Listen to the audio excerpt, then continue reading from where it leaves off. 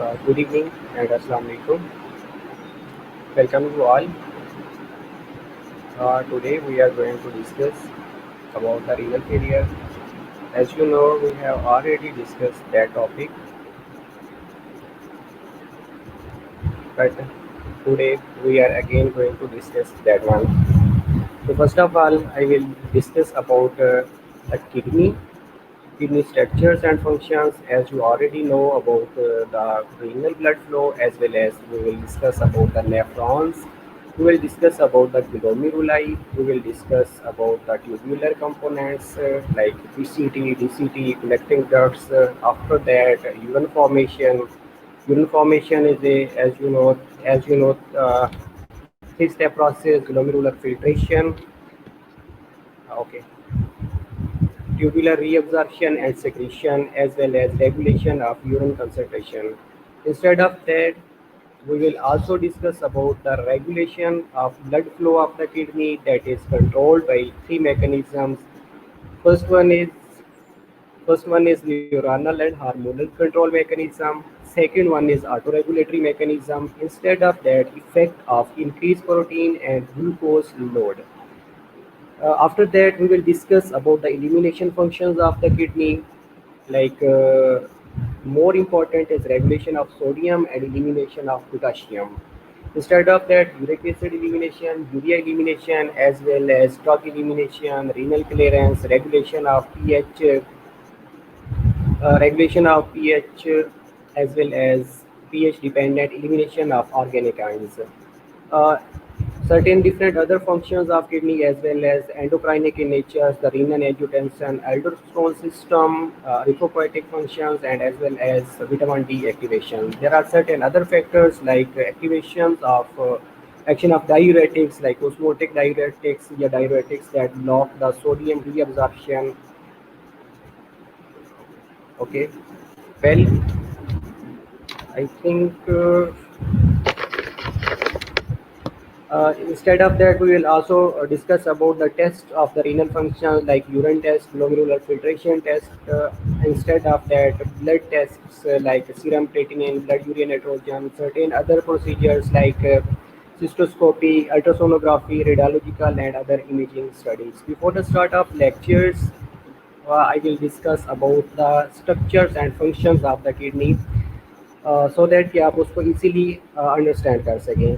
तो regarding structure and function of the kidney, आपको पता है कि kidney are paired bean shape organ that lies outside of the peritoneal cavity.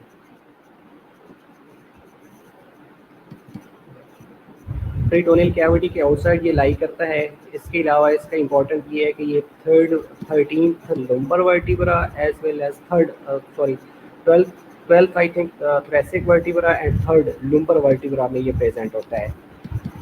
जो right kidney है ये स्लाइटली लोअर होता है because of the position of the liver, और जो लेफ्ट किडनी होता है वो स्लाइडली अपर होता है. अगर हम बात करें इसकी वेट की, तो अगर हम एक अडल्ट किडनी के बारे में बात करें तो जो अडल्ट किडनी है वो अप्रॉक्सीमेटली 10 to 20 सेंटीमीटर लॉन्ग होता है, 5 to 6 सेंटीमीटर वाइड होता है, और मेनली 2.5 सेंटीमीटर सेंटीमीटर ये डीप होता है. और अगर हम इसके वेट की बात करें तो ये राउंड अबाउट 110 से लेके 172 ग्राम्स इसका वेट होता है. इसमें एक स्पेसिफिक एरिया होता है जिसको हाइलम कहा जाता है. अल्हम्दुलिल्लाह ठीक है, आप कैसे हैं? सारे ठीक होंगे सो. तो इसका जो एरिया है हाइलम, वहाँ से जो ब्लड वेसल्स है, स्पेशली जो रीनल आर्टरी है वो इंटर हो रही होती हैं, नर्व्स इंटर हो रही होती हैं. इसके अलावा सर्टेन्स जो ब्लड वेसल्स होती हैं वो लीव कर रही होती हैं, तो इस एरिया को कहा जाता है हाइलम. और हाइलम के अलावा हाइलम के एरिया जो है वहाँ से हाइलम के एरिया से यूरिटर निकल रहे होते हैं. यूरिटर क्या करते हैं कि वो जो ब्लड है ना वो ड्रेन करते हैं. ड्रेन करने के बाद ब्लेडर के अंदर डालते हैं. ब्लेडर स्टोर करता है. स्टोर करने के बाद इसको एक्सक्रीट आउट किया जाता है. तो इसके अलावा जो किडनी है इसमें हम अगर डिस्कस करें कि इसके अंदर जो ब्लड फ्लो होता है, तो ब्लड फ्लो सबसे पहले एओर्टा से निकल रहा होता है. लेफ्ट वेंट्रिकल जब कंट्रैक्ट करता है, लेफ्ट वेंट्रिकल की कंट्रैक्शन की वजह से जो ब्लड है वो एओर्टा के अंदर जाता है. तो एओर्टा आगे डिवाइड हो जाता है, लाइक अब्डोमिनल एओर्टा बनता है. अब्डोमिनल एओर्टा के बाद ये सॉरी, सबसे पहले ये जब वेंट्रिकल, लेफ्ट वेंट्रिकल कंट्रैक्ट करता है तो ये एओर्टा में ब्लड आता है। एओर्टा में आने के बाद ये थोरेसिक एओर्टा में जाता है, देन ये जाता है अब्डोमिनल एओर्टा के अंदर। अब्डोमिनल एओर्टा से आर्टरी निकलती है, that artery is known as renal artery. अब वो जो रीनल आर्टरी है वो आगे डिवाइड होती जाती है। डिवाइड होने के बाद ये इंटरल्यूबुलर आर्टरीज में कन्वर्ट होती है, देन इंटरलोबार, देन इंटरल्यूबुलर, और देन एफरेंट आर्टरियोज, और देन ये जाके ग्लोमेरुलाई के अंदर फॉल करता है। स्लाइड्स आई थिंक यहाँ से तो विजिबल हैं। अगर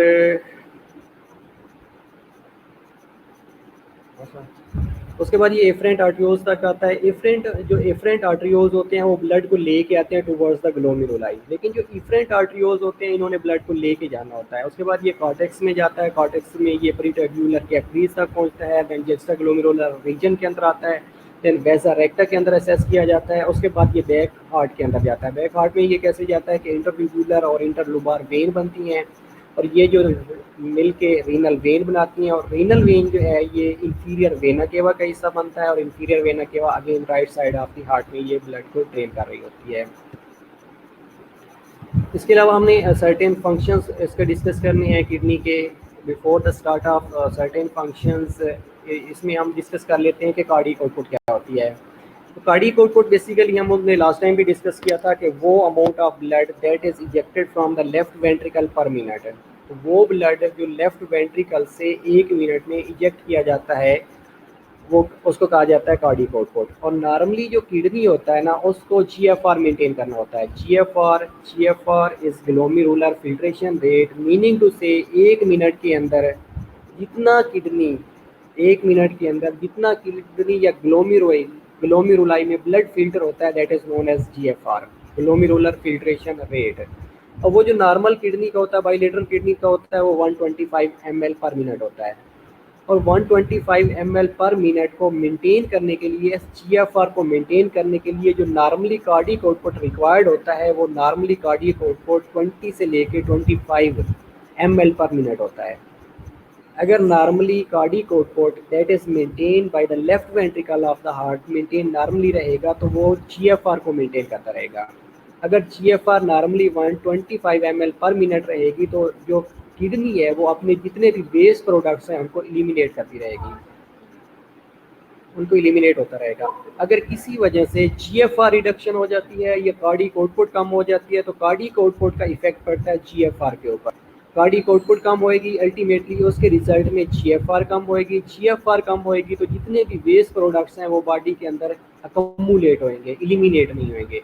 जब इस तरह की कंडीशन आएगी तो उस कंडीशन को कहा जाता है कि ये अब किडनी जो है ये फेलियर की तरफ जा रहा है। तो ये जितने भी हमने फंक्शन इसमें डिस्कस करने हैं वो सारे functions ultimately at the and disturb होना शुरू हो जाते हैं। अब मेनली अगर हम इसमें फंक्शंस की बात करें तो सबसे इम्पॉर्टेंट किडनी का फंक्शंस होता है जिसमें सोडियम के लेवल को मेंटेन करना होता है और पोटाशियम को एलिमिनेट करना होता है। सोडियम के लेवल को मेंटेन करना क्यों ज़रूरी होता है? क्योंकि सोडियम जो है वाटर लवर है। अगर सोडियम नहीं मेंटेन होएगा तो अल्टीमेटली बॉडी के अंदर जो वाटर का कंटेंट है वो मेंटेन नहीं होएगा।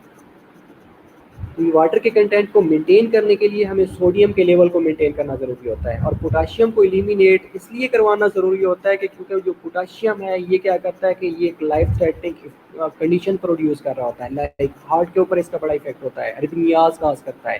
और अरिथमियाज क्या करते हैं, ये कार्डियक अरिथमियाज ये पेशेंट्स को डेथ की तरफ लीड कर रहे होते हैं। तो इसलिए पोटाशियम को एलिमिनेट करवाना बड़ा ज़रूरी होता है। We will discuss one by one by functions of the kidney. First function is urine formation. ये जो यूरिन फॉर्मेशन होता है ना ये 3 प्रोसेस से हो रहा होता है। First process GFR, glomerular filtration, जिसमें ग्लोमेरुलाई के अंदर जितना भी ब्लड आ रहा होता है उसमें फिल्टर करना होता है। और फिल्टर में क्या होता है कि जितने भी जो रिक्वायर्ड चीज़ें होती हैं, रिक्वायर्ड इलेक्ट्रोलाइट्स होते हैं, रिक्वायर्ड सब्सटेंसेस होते हैं, उनको हम पास आउट नहीं होते, वो वापस रिटेन होना शुरू हो जाते हैं। ये ग्लोमेरुलाई बेसिकली टफ कैपिलरीज होती हैं, इनके अंदर जैसे ही ब्लड आता है ब्लड में क्या करना होता है, इसमें फिल्टर करना होता है। फिल्ट्रेशन, ये जो ग्लोमेरुलाई के अंदर 1 मिनट के अंदर जितना ब्लड फिल्टर हो रहा होता है उसको कहा जाता है ग्लोमेरुलर फिल्ट्रेशन। तो ये जो ग्लोमेरुलर फिल्ट्रेशन होती है बेसिकली ये ग्लोमेरुलर फिल्ट्रेशन रेट और कार्डियक आउटपुट के ऊपर डिपेंड कर रहा होता है। उसके बाद बात करते हैं ट्यूबुलर रीअब्जॉर्प्शन की। अब वो जो चीज़ें जो ग्लोमेरुलाई से पास आउट होकर ट्यूब्यूल्स के अंदर चली जाती हैं। अब ट्यूब्यूल्स का काम होता है उनको रीअब्जॉर्ब करना। अब ट्यूब्यूल्स के अंदर दो काम हो रहे होते हैं। वन इज रीअब्जॉर्प्शन, कि वो जो प्रोडक्ट्स या वो जो सब्सटेंसेस जो हमें रिक्वायर्ड होते हैं, नेसेसरी होते हैं for the body, for normal function of the body, उनको किडनी रीअब्जॉर्ब करवा लेती है। और जो रिक्वायर्ड अमाउंट नहीं होती, जिनकी चीज़ें रिक्वायर्ड नहीं होती, लाइक यूरिया और क्रिएटिनिन है, उनको हम एक्सक्रीट करवा देते हैं। There is a difference between secretion as well as excretion. अगर हम ट्यूब्यूल्स की बात करें तो ट्यूब्यूल्स के अंदर ना सेक्रीशन हो रही होती है, और सेक्रीशन किस चीज़ की होती है? हाइड्रोजन आयन की सेक्रीशन हो रही होती है। हाइड्रोजन आयन की जैसी सेक्रीशन होती है तो हाइड्रोजन आयन की सेक्रीशन क्या करती है? पीएच को मेंटेन कर रही होती है। तो पीएच को मेंटेन करने के लिए हाइड्रोजन आयंस आर सेक्रेटेड। उसके बाद यूरन की कंसंट्रेशन होती है। अब यूरन की जो कंसंट्रेशन होती है वो मेनली डिपेंड कर रही होती है लेवल ऑफ एडीएच के ऊपर, लेवल ऑफ एडीएच। अब एडीएच क्या है? एंटी डायूरेटिक हार्मोन है, पोस्टीरियर पिट्यूटरी से सेक्रेट हो रहा होता है, और किडनी के जो कलेक्टिंग ट्यूब्यूल्स होते हैं या एक्वापोरन्स होते हैं उनके ऊपर आके एक्ट कर रहा होता है। अगर बॉडी के अंदर हाइपोवोलीमिक कंडीशन है, हाइपोवोलीमिया हो गया है, हाइपोवोलीमिक कंडीशन है, तो उसके रिजल्ट में रास सिस्टम एक्टिवेट हो जाएगा। RAAS system is renin angiotensin aldosterone system. Other जो है वो एडीएच का लेवल बढ़ना शुरू हो जाएगा। अब एडीएच का लेवल डिपेंड कर रहा होता है हाइड्रेशन का स्टेटस के ऊपर और स्पेसिफिक ग्रेविटी के ऊपर। अगर आप मोस्टली आप लोगों ने सुना होगा कि यूरिन की स्पेसिफिक ग्रेविटी होती है, वो जो स्पेसिफिक ग्रेविटी है वो भी डिपेंड कर रही होती है बॉडी की हाइड्रेशन के लेवल के ऊपर। अगर पेशेंट डिहाइड्रेटेड है तो वो स्पेसिफिक ग्रेविटी बढ़ना शुरू हो जाएगी। अगर बॉडी के अंदर वाटर का कंटेंट ज़्यादा है तो स्पेसिफिक ग्रेविटी कम होना शुरू हो जाएगी। ये डिपेंड कर रहा होता है एडीएच के ऊपर, अनटिल अनलेस के बॉडी के अंदर कोई डिजीज प्रोसेस ना हो, लाइक डायबिटीज इंसाइडस ना हो। तो ये क्या करता है कि एडीएच क्या करता है कि जब बॉडी के अंदर डिहाइड्रेशन की कंडीशन होती है, हाइपोवोलीमिया की कंडीशन होती है, तो एडीएच रिलीज होना शुरू हो जाता है ओस्मोलैरिटी को मेंटेन करने के लिए। और जब हाइपोटेंशन की कंडीशन होती है, सोडियम का लेवल कम होना शुरू हो जाता है, ब्लड प्रेशर कम होता है, या पोटाशियम का लेवल ज़्यादा होता है, तो उसके रिजल्ट में रॉस सिस्टम एक्टिवेट हो जाता है। ये एल्डोस्टेरोन की सेक्रेशन होना शुरू हो जाती है। अब ये जो रॉस सिस्टम है, बेसिकली ये रॉस सिस्टम क्या है? ये एक रीनन एंजियोटेंसिन एल्डोस्टेरोन सिस्टम है। ये रिलीज कैसे होता है, बेसिकली ये एक्टिवेट कैसे होता है, इसके लिए मैं आपको थोड़ा सा बता देता हूँ। मेरा ख्याल है हमने पहले भी डिस्कस किया था कि ये जो एंजियोटेंसिनोजन प्रोटीन होती है ना, ये हर टाइम पर ब्लड के अंदर फ्री फ्लॉट कर रही होती है। स्क्रीट कहाँ से हो रही होती है? लीवर से सिंथेसिस हो रही होती है। इसका जो नॉर्मली फंक्शन है अननोन है, हमें इसका नहीं पता कि ये नॉर्मल फंक्शन क्या करती है। लेकिन जब बॉडी के अंदर हाइपोवोलीमिया की कंडीशन होती है, ब्लड प्रेशर कम होता है, सोडियम का कंटेंट कम होता है, पोटाशियम का लेवल ज़्यादा होता है, तो ये जो सोडियम का कंटेंट है that will be assessed in the kidney, specially in the part of the macula densa. अब ये मेकोला डेंसा कहाँ पे पड़ा होता है? ये एक यू शेप किडनी के अंदर स्ट्रक्चर्स बन रही होती है जिसको कहा जाता है ग्लोमेरुलर अपरेटस। अब उस ग्लोमेरुलर अपरेटस के अंदर तीन चीज़ें होती हैं। One is glomerular mesangial cell, extra glomerular cell, जिनको जेसी सेल भी कहा जाता है। दूसरा मेसेंजियल सेल होते हैं, तीसरा होता है मेकोला डेंसा। अब ये जो मेकोला डेंसा है ये साल्ट कंटेंट ऑफ ब्लड को मॉनिटर कर रहा होता है। अब जैसे ही ब्लड के अंदर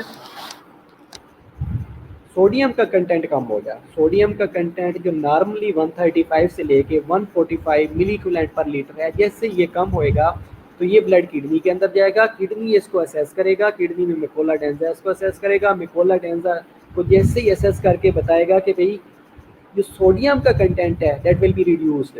सोडियम का कंटेंट कम होने के रिजल्ट में वो जेसी सेल को एक्टिवेट करेगा, JC cell will release the renin. तो ये जो रीनन है ना, ये ज्वाइन करेगा with angiotensinogen protein, angiotensinogen plus renin combine करेंगे, ज्वाइन करेंगे, अकमुलेट होंगे, that will converted into angiotensin 1। अब जो एंजियोटेंसिन 1 है, ये सर्टेन बुक्स कहती हैं कि ये वेजो कंस्ट्रिक्शन करवाता है, पार्शियली वेजो कंस्ट्रिक्शन करवाता है, लेकिन angiotensin 1 will be converted into angiotensin 2 in the presence of ACE. ACE basically क्या है? एंजियोटेंसिन कन्वर्टिंग एंजाइम है। अब ये कहाँ से आता है? ये लंग से आ रहा होता है। अब एंजियोटेंसिन 1 जो था, in the presence of ACE that will be converted into angiotensin 2। अब एंजियोटेंसिन जो 2 है ये बेटा पोटेंट वेजोकंस्ट्रिक्टर है। पोटेंट वेजोकंस्ट्रिक्टर का मतलब है कि ये बॉडी के अंदर स्ट्रॉन्ग वेजोकंस्ट्रिक्शन करवाता है। जैसे बॉडी के अंदर वेजोकंस्ट्रिक्शन होएगी तो ये जो ब्लड है towards the kidney, towards the heart आना है, towards the kidney, towards the heart आना शुरू होना ज़्यादा होना शुरू हो जाएगा। बेसिकली ये क्या करता है, ये वेनस रिटर्न को बढ़ा रहा होता है। दूसरा काम ये क्या करता है कि ये जाके एड्रीनल कॉर्टेक्स के ऊपर एक्ट करता है। एड्रीनल कॉर्टेक्स के ऊपर एक्ट करने के बाद ये वहाँ से एल्डोस्टेरोन को रिलीज करवाता है। जैसे ही एल्डोस्टेरोन रिलीज होएगा तो एल्डोस्टेरोन जाके क्या करता है कि ये किडनी के ऊपर एक्ट करेगा, सोडियम को रीअब्जॉर्ब करवाना शुरू कर देता है, उसके साथ वाटर की रीअब्जॉर्प्शन होती है और पोटेशियम को एक्सक्रीट आउट करवाना शुरू कर देता है। तो ये 3 प्रोसेस थे। इसके अलावा हम डिस्कस कर लेते हैं कि एडीएच क्या करता है कि जैसे ही वाटर का कंटेंट बॉडी के अंदर कम होना शुरू हो जाएगा तो बॉडी के अंदर ओस्मो रिसेप्टर्स पड़े होते हैं। अब ये भी 2 तरह के होते हैं, one are central osmoreceptors, other are peripheral osmoreceptors. अब जो पेरिफेरल ओस्मो रिसेप्टर और सेंट्रल ओस्मो रिसेप्टर्स हैं, इन्होंने क्या करना होता है, इन्होंने ओस्मोलैरिटी को मेंटेन करना होता है। ओस्मोलैरिटी को मेंटेन करने के लिए ये जॉइन कर रहे होते हैं हाइपोथैलेमस से, कनेक्टेड होते हैं। अब हाइपोथैलेमस को ये डिटेक्ट करके बताते हैं कि बॉडी के अंदर जो फ्लूइड वॉल्यूम है उसका कंटेंट कम होता जा रहा है। मीनिंग टू से कि वाटर का कंटेंट ब्लड के अंदर कम हो रहा है। जैसे ही वाटर का कंटेंट ब्लड के अंदर कम होएगा तो ब्लड मोर कंसंट्रेटेड होना शुरू हो जाएगा। तो इन्होंने क्या करना होता है, ओस्मो रिसेप्टर्स ने, इन्होंने ये डिटेक्ट किया, डिटेक्ट करके हाइपोथैलेमस को बताया, हाइपोथैलेमस ने पोस्टीरियर पिट्यूटरी को बताया, पोस्टीरियर पिट्यूटरी से रिलीज होता है एडीएच। अब ये जो एडीएच है ये जाके एक्वापोरेंस के ऊपर एक्ट करेगा। एक्वापोरेंस ने क्या करना होता है, वहाँ से जो यूरन बन के इलिमिनेट होके यूरिटर के अंदर आ रहा होता है, यूरिटर से ब्लैडर के अंदर आता है, वो जो यूरन था उनको मोर कंसंट्रेटेड करना शुरू कर देते हैं। वो एक्वापोरेंस ला कर देंगे, वो वाटर जो यूरन के अंदर इलिमिनेट होना था वो वाटर को इलिमिनेट ही नहीं होने देते। जैसे ही उसकी इलिमिनेशन कम हो जाएगी तो वो वाटर अगेन रिटेन होना शुरू हो जाएगा। रिटेन होएगा तो जो यूरन की स्पेसिफिक ग्रेविटी है दैट विल बी इंक्रीज। तो इससे ये कंफर्म होएगा कि बॉडी के अंदर जो कंडीशन थी दैट वाज डिहाइड्रेशन की कंडीशंस थी, तो उस वजह से एडीएच प्रोड्यूस हुआ, एडीएच रिलीज हुआ। एडीएच रिलीज होने के बाद उसने एक्वापोरम को ब्लॉक किया और जो यूरन था उनको मोर कंसंट्रेटेड कर दिया। इसके अलावा जो दूसरा इसका फंक्शन है एक्सक्रीशन ऑफ वेस्ट प्रोडक्ट्स। अब जितने भी वेस्ट प्रोडक्ट्स हैं लाइक यूरिया और क्रिएटिनिन है, ये बॉडी से एलिमिनेट करवाना जरूरी होता है। मोस्टली आप लोगों ने वो पेशेंट्स भी देखे होंगे जो रीनल फेलियर के साथ आ रहे होते हैं, हमेशा डॉक्टर ये कहते हैं कि इनका यूरिन और क्रिएटिनिन का लेवल करवा लें। अब यूरिया और क्रिएटिनिन ये इंडिकेटर्स होते हैं रीनल फेलियर के, तो इसलिए इनको बॉडी से एलिमिनेट करवाना इंपॉर्टेंट होता है। इसके अलावा रेगुलेशन ऑफ इलेक्ट्रोलाइट्स में मैं आपको ऑलरेडी बता चुका हूँ कि जो सोडियम का लेवल है ये बहुत इंपॉर्टेंट है। अब सोडियम का लेवल, सोडियम को रेगुलेट कौन कर रहा होता है, एल्डोस्टेरोन कर रहा होता है। एल्डोस्टेरोन बेसिकली कहाँ से रिलीज होता है, ये रास सिस्टम के साथ इसका कनेक्शन होता है, रास सिस्टम रिलीज हो रहा होता है।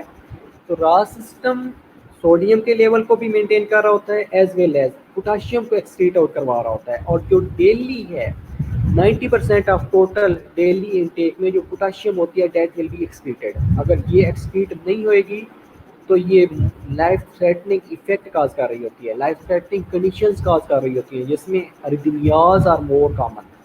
ये अरिथमियाज जैसे ही काज करेगी तो इसका इफेक्ट हार्ट के ऊपर, हार्ट में जैसे ही अरिथमियाज होना शुरू होंगे तो ये कार्डियक अरेस्ट में भी पेशेंट को लेके जा सकते हैं।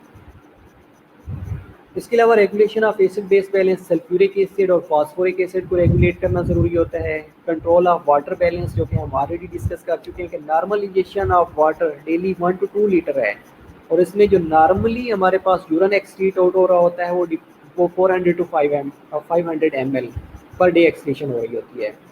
अब ये जो एक्सक्रीशन है ये भी डिपेंड कर रही होती है इनटेक के ऊपर। अगर आप इनटेक ज़्यादा करेंगे तो अल्टीमेटली जो यूरिन आउटपुट है दैट विल बी इंक्रीज। अगर हम इनटेक कम करेंगे बॉडी के अंदर डिहाइड्रेशन की कंडीशन होएगी। अगर बॉडी के अंदर डिहाइड्रेशन की कंडीशन है तो उसके रिजल्ट में एडीएच प्रोड्यूस होएगा। एडीएच प्रोड्यूस होने के रिजल्ट में वो एक्वापोरन को ब्लॉक करेगा, तो जो यूरन की कंसंट्रेशन है वो बढ़ती जाएगी और जो यूरन की आउटपुट है वो कम होना शुरू हो जाएगी। यूरन की आउटपुट कम होएगी तो उस कंडीशन को कहा जाता है ओलिगोरिक कंडीशन होना शुरू हो गई है। ऐसी कंडीशन जिसमें 400 लेस देन 400 सीसी या 400 टू 500 ml पर डे या पर 24 आवर्स यूरन आउटपुट आ रही होती है, उसको कहा जाता है ये ओलिगोरिक कंडीशन है। अगर हम वाटर इनटेक लेंगे ज़्यादा या कोई ऐसी कंडीशंस है लाइक डायबिटीज़ इंस्पाइडस है तो उसमें एडीएच प्रोड्यूस ही नहीं हो रहा था, तो वो कंडीशन क्या करती है कि यूरन आउटपुट को बढ़ा देती है। यूरन आउटपुट बढ़ेगी, यूरन आउटपुट अगर ज़्यादा होगी तो उस कंडीशन को हम पॉलीयूरिया कह देते हैं। इसके अलावा ऑस्मोलैरिटी को मेंटेन करना होता है। ऑस्मोलैरिटी कंसंट्रेशन ऑफ यूरन जो कि particles dissolve per kg of the urine, specially glucose और proteins are osmotically active agents होते हैं और इन्होंने ऑस्मोलैरिटी को मेंटेन कर रही होती हैं। वेल, इसके अलावा रीनल क्लियरेंस होती है। रीनल क्लियरेंस में ये होता है कि किडनी के अंदर एबिलिटी होती है, सेल्फ रेगुलेटरी एबिलिटी होती है। अब इसने क्या करना होता है, प्लाज्मा में से जो सेल्यूल्स होते हैं उनको क्लियर करना होता है, उनकी क्लियरेंस करवाना जरूरी होता है और ये 3 चीज़ों के ऊपर डिपेंड कर रही होती है। पहली जो चीज़ होती है फिल्ट्रेशन के ऊपर डिपेंड कर रही होती है कि फिल्ट्रेशन ग्लोमेरुलाई के क्रॉस कितनी हो रही है। दूसरा, जो ट्यूब्यूल्स हैं उनके अंदर एक्सक्रीशन कितनी हुई है। तीसरी चीज़ के ट्यूब्यूल्स के अंदर सिक्रीशन कितनी हुई है। ये 3 चीज़ों के ऊपर रीनल जो क्लियरेंस है, रीनल क्लियरेंस का मतलब ये है कि kidney has the ability to clear the solutes from the plasma. अब ये जो रीनल क्लियरेंस है ये 3 चीज़ों के ऊपर डिपेंड कर रही होती है। पहली चीज़ ये है कि फिल्ट्रेशन कितनी हो रही है, जीएफआर कितनी है, ग्लोमेरुलाई फिल्टर कितना कर रहा है। अब ये जो जीएफआर है ये डिपेंड कर रही होती है कार्डियक आउटपुट पे। अगर तो कार्डियक आउटपुट 20 से 25% इसको मिल रही है तो अल्टीमेटली जितनी भी चीज़ें आ रही हैं प्लाज्मा में से सेल्यूल क्लियर होना शुरू हो जाएंगे। अगर कम होएगी तो अल्टीमेटली क्या होगा कि GFR will be reduce. GFR reduce होएगी तो जो वेस्ट प्रोडक्ट्स हैं वो एलिमिनेट नहीं होंगे। इसके अलावा amount of reabsorb in the tubules, वो जो अमाउंट था कितनी चीज़ें हमें रीअब्जॉर्ब करवानी है, कितनी चीज़ें ट्यूब्यूल्स के अंदर उनकी रीअब्जॉर्प्शन हो रही है और कितनी चीज़ों की एलिमिनेशन हो रही है, ये सेक्रेशंस हो रही होती है। ये रीनल जो क्लियरेंस है ये 3 चीज़ों के ऊपर डिपेंड कर रही होती है। इसके अलावा स्पेसिफिक ग्रेविटी है। Specific gravity weight of particles to the weight of distil water. अब ये जो यूरन की स्पेसिफिक ग्रेविटी होती है इसमें ये होता है कि किडनी की एबिलिटी होती है कि उसने यूरन को कंसंट्रेट करना है। कंसंट्रेट डिपेंड कर रहा होता है कंसंट्रेशन, ये स्पेसिफिक ग्रेविटी, ये यूरन की जो कंसंट्रेशन है ये डिपेंड कर रही होती है एडीएच के ऊपर। एडीएच एंटी डायबिटिक हार्मोन है और इसका दूसरा नाम वेसोप्रेसिन भी है। अब ये जो एडीएच है बेटा डायबिटीज़ इंस्पाइडस ये होती है कि जिसमें एडीएच का लेवल एडीएच प्रोड्यूस ही नहीं होता। सर्टेन जेनेटिक डिसऑर्डर्स हो सकता है या कोई और किडनी की डिफॉर्मिटी हो सकती है या पोस्टीरियर पिट्यूटरी का प्रॉब्लम हो सकता है या हाइपोथैलेमस का प्रॉब्लम हो सकता है जिससे ट्रिगर ही नहीं आता। अगर हाइपोथैलेमस से ट्रिगर नहीं आएगा पोस्टीरियर पिट्यूटरी एडीएच रिलीज नहीं होएगी, या वो स्टैक जहाँ से हाइपोथैलेमस और पोस्टीरियर पिट्यूटरी का कनेक्शन है उसके अंदर कोई प्रॉब्लम आ जाता है तो एडीएच रिलीज ही नहीं होता। जब एडीएच रिलीज नहीं होता तो एक्सेसिव यूरिनेशन होना शुरू हो जाती है, उस कंडीशन को डायबिटीज़ इंस्पाइडस कहा जाता है। तो इसमें जो एडीएच है, अब इस एडीएच ने क्या करना होता है कि जो यूरन है उसको कंसंट्रेट करना होता है इसने। अगर बॉडी के अंदर वाटर का लेवल कम हो गया तो इसने वाटर के लेवल को मेंटेन करना होता है भाई, ब्लॉकिंग द एक्वापोरेंस। तो जो वाटर है वो रीअब्जॉर्ब होना शुरू हो जाता है। इसके अलावा ब्लड प्रेशर को मॉनिटर किया जाता है जो कि वेसोरेक्टम ब्लड प्रेशर को मॉनिटर कर रहा होता है। ऑब्जेक्ट्स ग्लोमेरुलर सेल जिनको हम जेसी सेल भी कहते हैं। अब जेसी सेल कैसे करते हैं भाई, एक्टिवेशन ऑफ रॉस सिस्टम। अब जेसी सेल रीनल को रिलीज करते हैं, रीनल जैसे रिलीज होएगा तो ये रॉस सिस्टम को एक्टिवेट कर देता है। रॉस सिस्टम एक्टिवेट होएगा तो ब्लड प्रेशर का लेवल मेंटेन होना शुरू हो जाएगा। अगेन आप लोगों को बता रहा हूँ कि जो रॉस सिस्टम है उसके लिए इंडिकेटर्स जो हैं जो उसको एक्टिवेट करवाते हैं वो एक ब्लड प्रेशर है, अगर लो ब्लड प्रेशर होएगा तो वो एक्टिवेट हो जाएगा। दूसरा सोडियम का लेवल कम होएगा। तीसरा बॉडी के अंदर हाइपोवोलीमिक कंडीशन होएगी। चौथी चीज़ पोटाशियम का लेवल अगर ज़्यादा हो जाता है, हाइपरकलीमिया हो जाता है। अगर हाइपरकलीमिया होएगा तो अगेन रॉस सिस्टम एक्टिवेट हो जाएगा। ये 4 इंडिकेटर्स हैं जो रॉस सिस्टम को एक्टिवेट कर रहे होते हैं और स्पेशली जो रॉस सिस्टम है ये लॉन्ग टर्म ब्लड प्रेशर को भी मेंटेन कर रहा होता है। इसके अलावा किडनी का इंपॉर्टेंट फंक्शन ये है कि synthesis of vitamin D to active form, calcium के लेवल को मेंटेन करती है, एज वेल एज कैल्सिट्रायोल की फॉर्म में ये विटामिन डी की एक्टिवेशन कर रही होती है। अब लास्ट टाइम हमने डिस्कस किया था कि ये एरिथ्रोपोएटिन है। अब मोस्टली आप लोगों ने देखा होगा कि वो पेशेंट जो रीनल फेलियर के साथ होते हैं, क्रोनिक रीनल फेलियर के साथ आते हैं, तो उनको एरिथ्रोपोएटिन दिया जा रहा होता है। अब होता क्या है कि उसके अंदर कि ये जो एसेंशियल सेल होते हैं ना, इन्होंने क्या करना होता है, इन्होंने एरिथ्रोपोएटिन को रिलीज करना होता है। अब एरिथ्रोपोएटिन क्या करती है, ये एरिथ्रोपोएसिस करवाती है। एरिथ्रोपोएसिस क्या चीज़ है, एरिथ्रोपोएसिस आरबीसीज की प्रोडक्शन है प्लोरीपोटेंट स्टेम सेल से। एरिथ्रोपोएटिन किडनी से रिलीज होता है, रिलीज होने के बाद ये जाके प्लोरीपोटेंट स्टेम सेल बोन मैरो के ऊपर एक्ट करता है, वहाँ से ये एरिथ्रोब्लास्ट प्रोड्यूस हो रहे होते हैं। फिर ये एरिथ्रोब्लास्ट होते हैं, देन लेट एरिथ्रोब्लास्ट होते हैं, देन ये मैच्योर होते हैं, देन ये रेटिकुलोसाइट्स में कन्वर्ट हो जाती हैं। तो ये क्या करता है कि जब अब बॉडी के अंदर अगर हाइपोक्सिक कंडीशन हो गई है, जिसमें हाइपोक्सिक कंडीशन का मतलब है कि ऑक्सीजन की डेफिशिएंसी हो गई है, टिश्यू के अंदर हाइपोक्सिया हो गया है या बॉडी के अंदर हाइपोक्सीमिया या हाइपोक्सिक कंडीशन हो गई है, तो ये क्या करेगा, किडनी एरिथ्रोपोएटिन को रिलीज करेगा। एरिथ्रोपोएटिन प्लोरीपोटेंट स्टेम सेल के ऊपर जाके एक्ट करेगा, प्लोरीपोटेंट स्टेम सेल से एरिथ्रोपोएसिस होना शुरू हो जाएगी, ताकि ज़्यादा से ज़्यादा आरबीसीज की प्रोडक्शन होगी। आरबीसीज की प्रोडक्शन होगी तो ऑक्सीजन का लेवल विल बी मेंटेन्ड। तो ये हम ये भी कह सकते हैं कि हाइपोक्सिया विल बी रिवर्स्ड। जैसे एरिथ्रोपोएसिस होगी तो उसका मकसद ये होगा कि हम जो हाइपोक्सिया हो रहा है उसको हम रिवर्स कर रहे होते हैं। इसके अलावा सेक्रेशन ऑफ प्रोस्टाग्लैंडिन्स हमने लास्ट टाइम भी डिस्कस किया है कि ये जो renal regulation of blood flow है, ये थ्रू सर्टेन प्रोस्टाग्लैंडिन के रिलीज होने से मेंटेन हो रही होती है। न्यूरनल कंट्रोल होता है, हार्मोनल कंट्रोल होता है, इसके अलावा ऑटो रेगुलेटरी मैकेनिज्म्स होते हैं। अब ये क्या करते हैं, ये किडनी जो है ना, अल्लाह ताला ने इसके अंदर एबिलिटी रखी है कि ऑटो रेगुलेशन कर लेती है। ऑटो रेगुलेशन का मतलब है कि अपनी ब्लड फ्लो को कम नहीं होने देती। अगर ब्लड फ्लो कम होएगी तो उसके रिजल्ट में जो वेस्ट प्रोडक्ट्स हैं वो अकमुलेट होना शुरू हो जाएंगे। तो होता क्या है कि ये ऑटो रेगुलेशन के थ्रू वेस्ट प्रोडक्ट्स को एलिमिनेट करवाना शुरू कर देती है। No come to the renal failure. अब हम बात करते हैं कि रीनल फेलियर क्या चीज़ थी।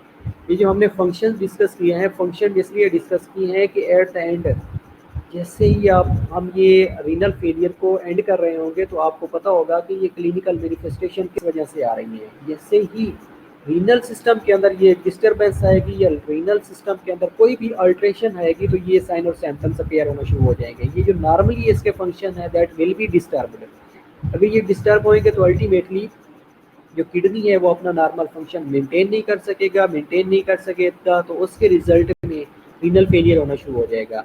अब रीनल फेलियर एक ऐसी कंडीशन है जिसमें किडनी के अंदर जो भी मेटाबॉलिक वेस्ट प्रोडक्ट्स जा रहा होता है वो एलिमिनेट ही नहीं होता।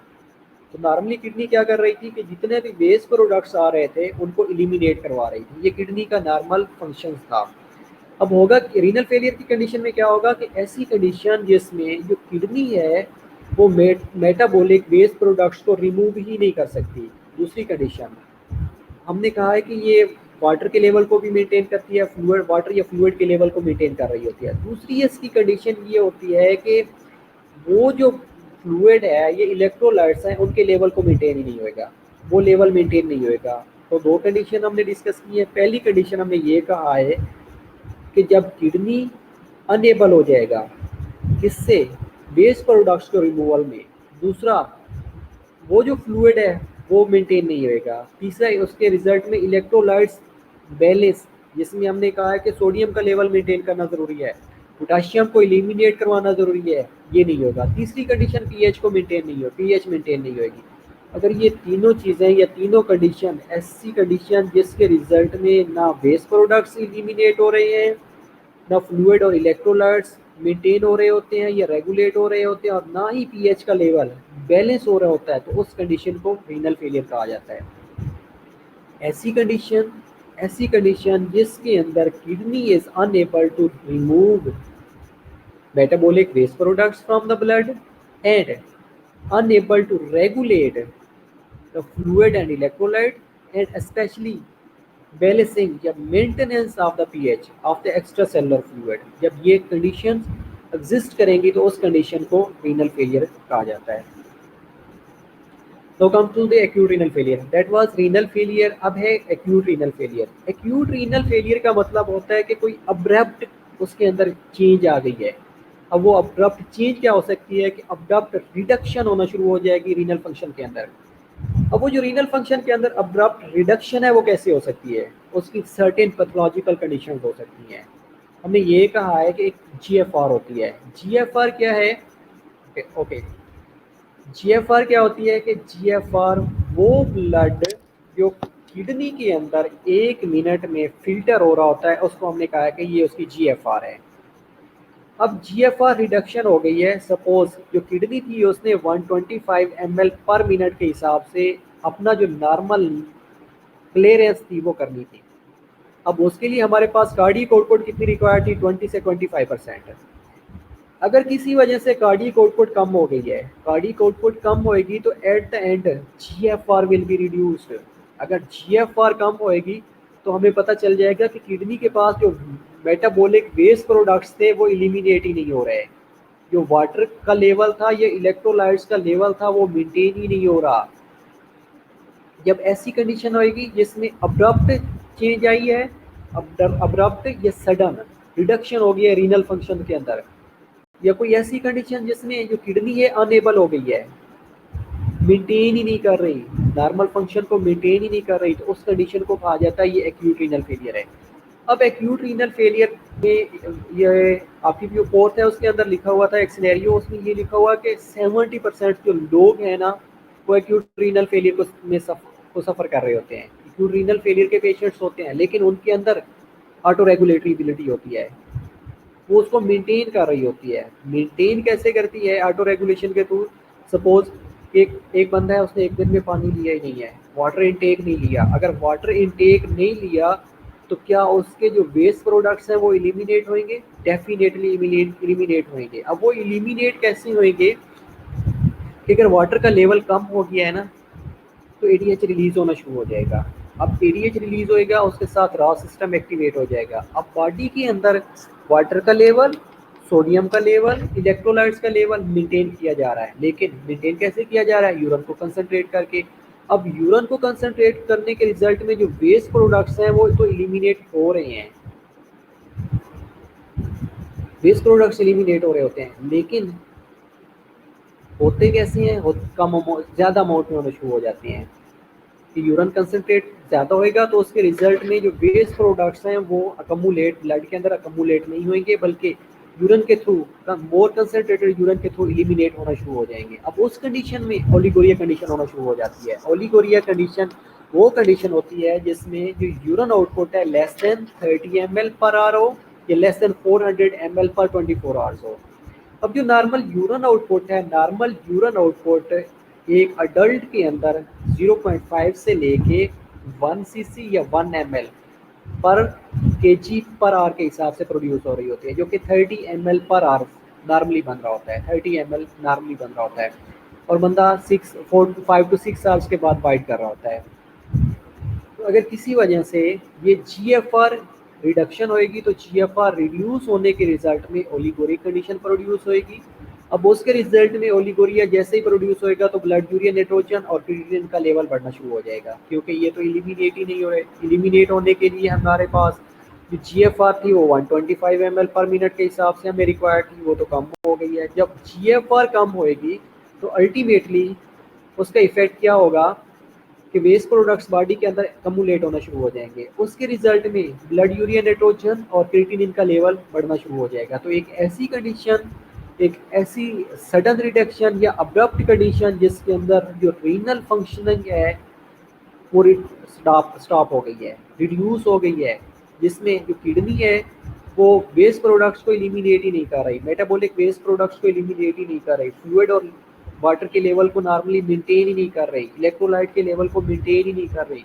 जब वाटर का लेवल मेंटेन नहीं होएगा, इलेक्ट्रोलाइट का लेवल मेंटेन नहीं होएगा, बॉडी से वेस्ट प्रोडक्ट्स एलिमिनेट नहीं होंगे, तो उस कंडीशन को कहा जाता है एक्यूट रीनल फेलियर. लेकिन ये सर्टेन सडन कंडीशंस होती है. सडन कंडीशंस का मतलब है कि अब्रप्ट चेंज आई है किडनी के अंदर. इसकी डिफरेंट काजेज हो सकती हैं. मेनली जो काजेज हैं उसमें एटीएन है, एक्यूट ट्यूबुलर नेक्रोसिस है. अब ये जो एक्यूट ट्यूबुलर नेक्रोसिस है ये भी दो तरह से हो रही होती है. पहली जो चीज़ है ग्लोमेरुलाई है, ग्लोमेरुलोनेफ्राइटिस है। ग्लोमेरुलाई की स्ट्रक्चर्स अगर डैमेज हो गई है, चाहे वो उसके अंदर कोई स्ट्रक्चरल प्रॉब्लम है या फंक्शनल प्रॉब्लम है, तो ये इफेक्ट कर रही होती है ट्यूब्यूल्स को। अब ये जो ट्यूब्यूल्स हैं ये दो तरह से डिस्ट्रॉय हो रहे होते हैं। One condition is nephrotoxicity, other condition is hypoxic, ischaemic conditions. अब इस्कीमिक कंडीशन के अंदर ये होता है कि वो जो ट्यूब्यूल्स हैं उन तक ब्लड सप्लाई पहुंच रही होती है, लेकिन जो रिक्वायर्ड अमाउंट है वो उतनी अमाउंट में नहीं पहुंच रही होती। तो उस कंडीशन में ट्यूब्यूल्स के अंदर इस्कीमिया होना शुरू हो जाता है। जैसे ही इस्कीमिया होएगा तो वो इस्कीमिया ट्यूब्यूल्स की नेक्रोसिस को लीड कर रहा होता है। दूसरी कंडीशन है नेफ्रोटॉक्सिसिटी। अब नेफ्रोटॉक्सिसिटी सर्टेन ड्रग्स की वजह से भी हो सकती है, लाइक सिस्प्लाटिन है, ड्रग्स है जो कि कीमोथेरेपिक एजेंट्स है, ये सर्टेन अमाइनोग्लाइकोसाइड्स हैं, सर्टेन एसिड्स हैं, जेंटामाइसिन्स हैं, ये क्या करते हैं, ये भी नेफ्रोटॉक्सिसिटी कॉज कर रहे होते हैं। तो ऐसी कंडीशंस जिसमें जो ट्यूब्यूल्स हैं दैट विल बी डैमेज, दो वजह से डैमेज हो सकते हैं, one is ischaemia, other one is nephrotoxicity. इसके अलावा सडन रिडक्शन, सवेयर और सडन डिहाइड्रेशन, ऐसी कंडीशन जिसमें बहुत ज़्यादा डिहाइड्रेशन हो गई है, एक्सेसिव वाटर लॉस हो गई है, इंसेंसिबल वाटर लॉसेज हो गई हैं, तो ये क्या कर रहे होते हैं, ये भी डिहाइड्रेशन को लीड कर रहे होते हैं। इसके अलावा toxic injury from the poison और सर्टेन मेडिकेशंस, कुछ ऐसी मेडिकेशंस ले लिए हैं जो कि वहाँ पे अकमुलेट हो गई हैं, या वो मेडिकेशंस जिन्होंने एलिमिनेट ही रीनल सिस्टम से होना था, वो रीनल सिस्टम, जी श्योर, इंशाल्लाह मैं ये स्लाइड्स शेयर कर दूंगा, आप लोग इसको देख लीजिएगा। लेकिन इससे पहले कि आप हम डिस्कस कर लेते हैं, तो तीसरी चीज़ मैं ये डिस्कस कर रहा हूँ कि टॉक्सिक इंजरी, अब वो मेडिकेशंस जिन्होंने रीनल सिस्टम से एलिमिनेट होना है, डेफिनेटली अगर रीनल सिस्टम से एलिमिनेट होना है तो वो रीनल सिस्टम से एलिमिनेट ही नहीं हो रही। अगर रीनल सिस्टम से एलिमिनेट नहीं होगी तो वो ट्यूब्यूल्स के अंदर अकमुलेट होना शुरू हो जाएंगी, ग्लोमेरुलाई के अंदर डेंस होना शुरू हो जाएंगी, ग्लोमेरुलाई के अंदर डेंस होएंगी, ट्यूब्यूल्स के अंदर डेंस होना शुरू हो जाएंगी।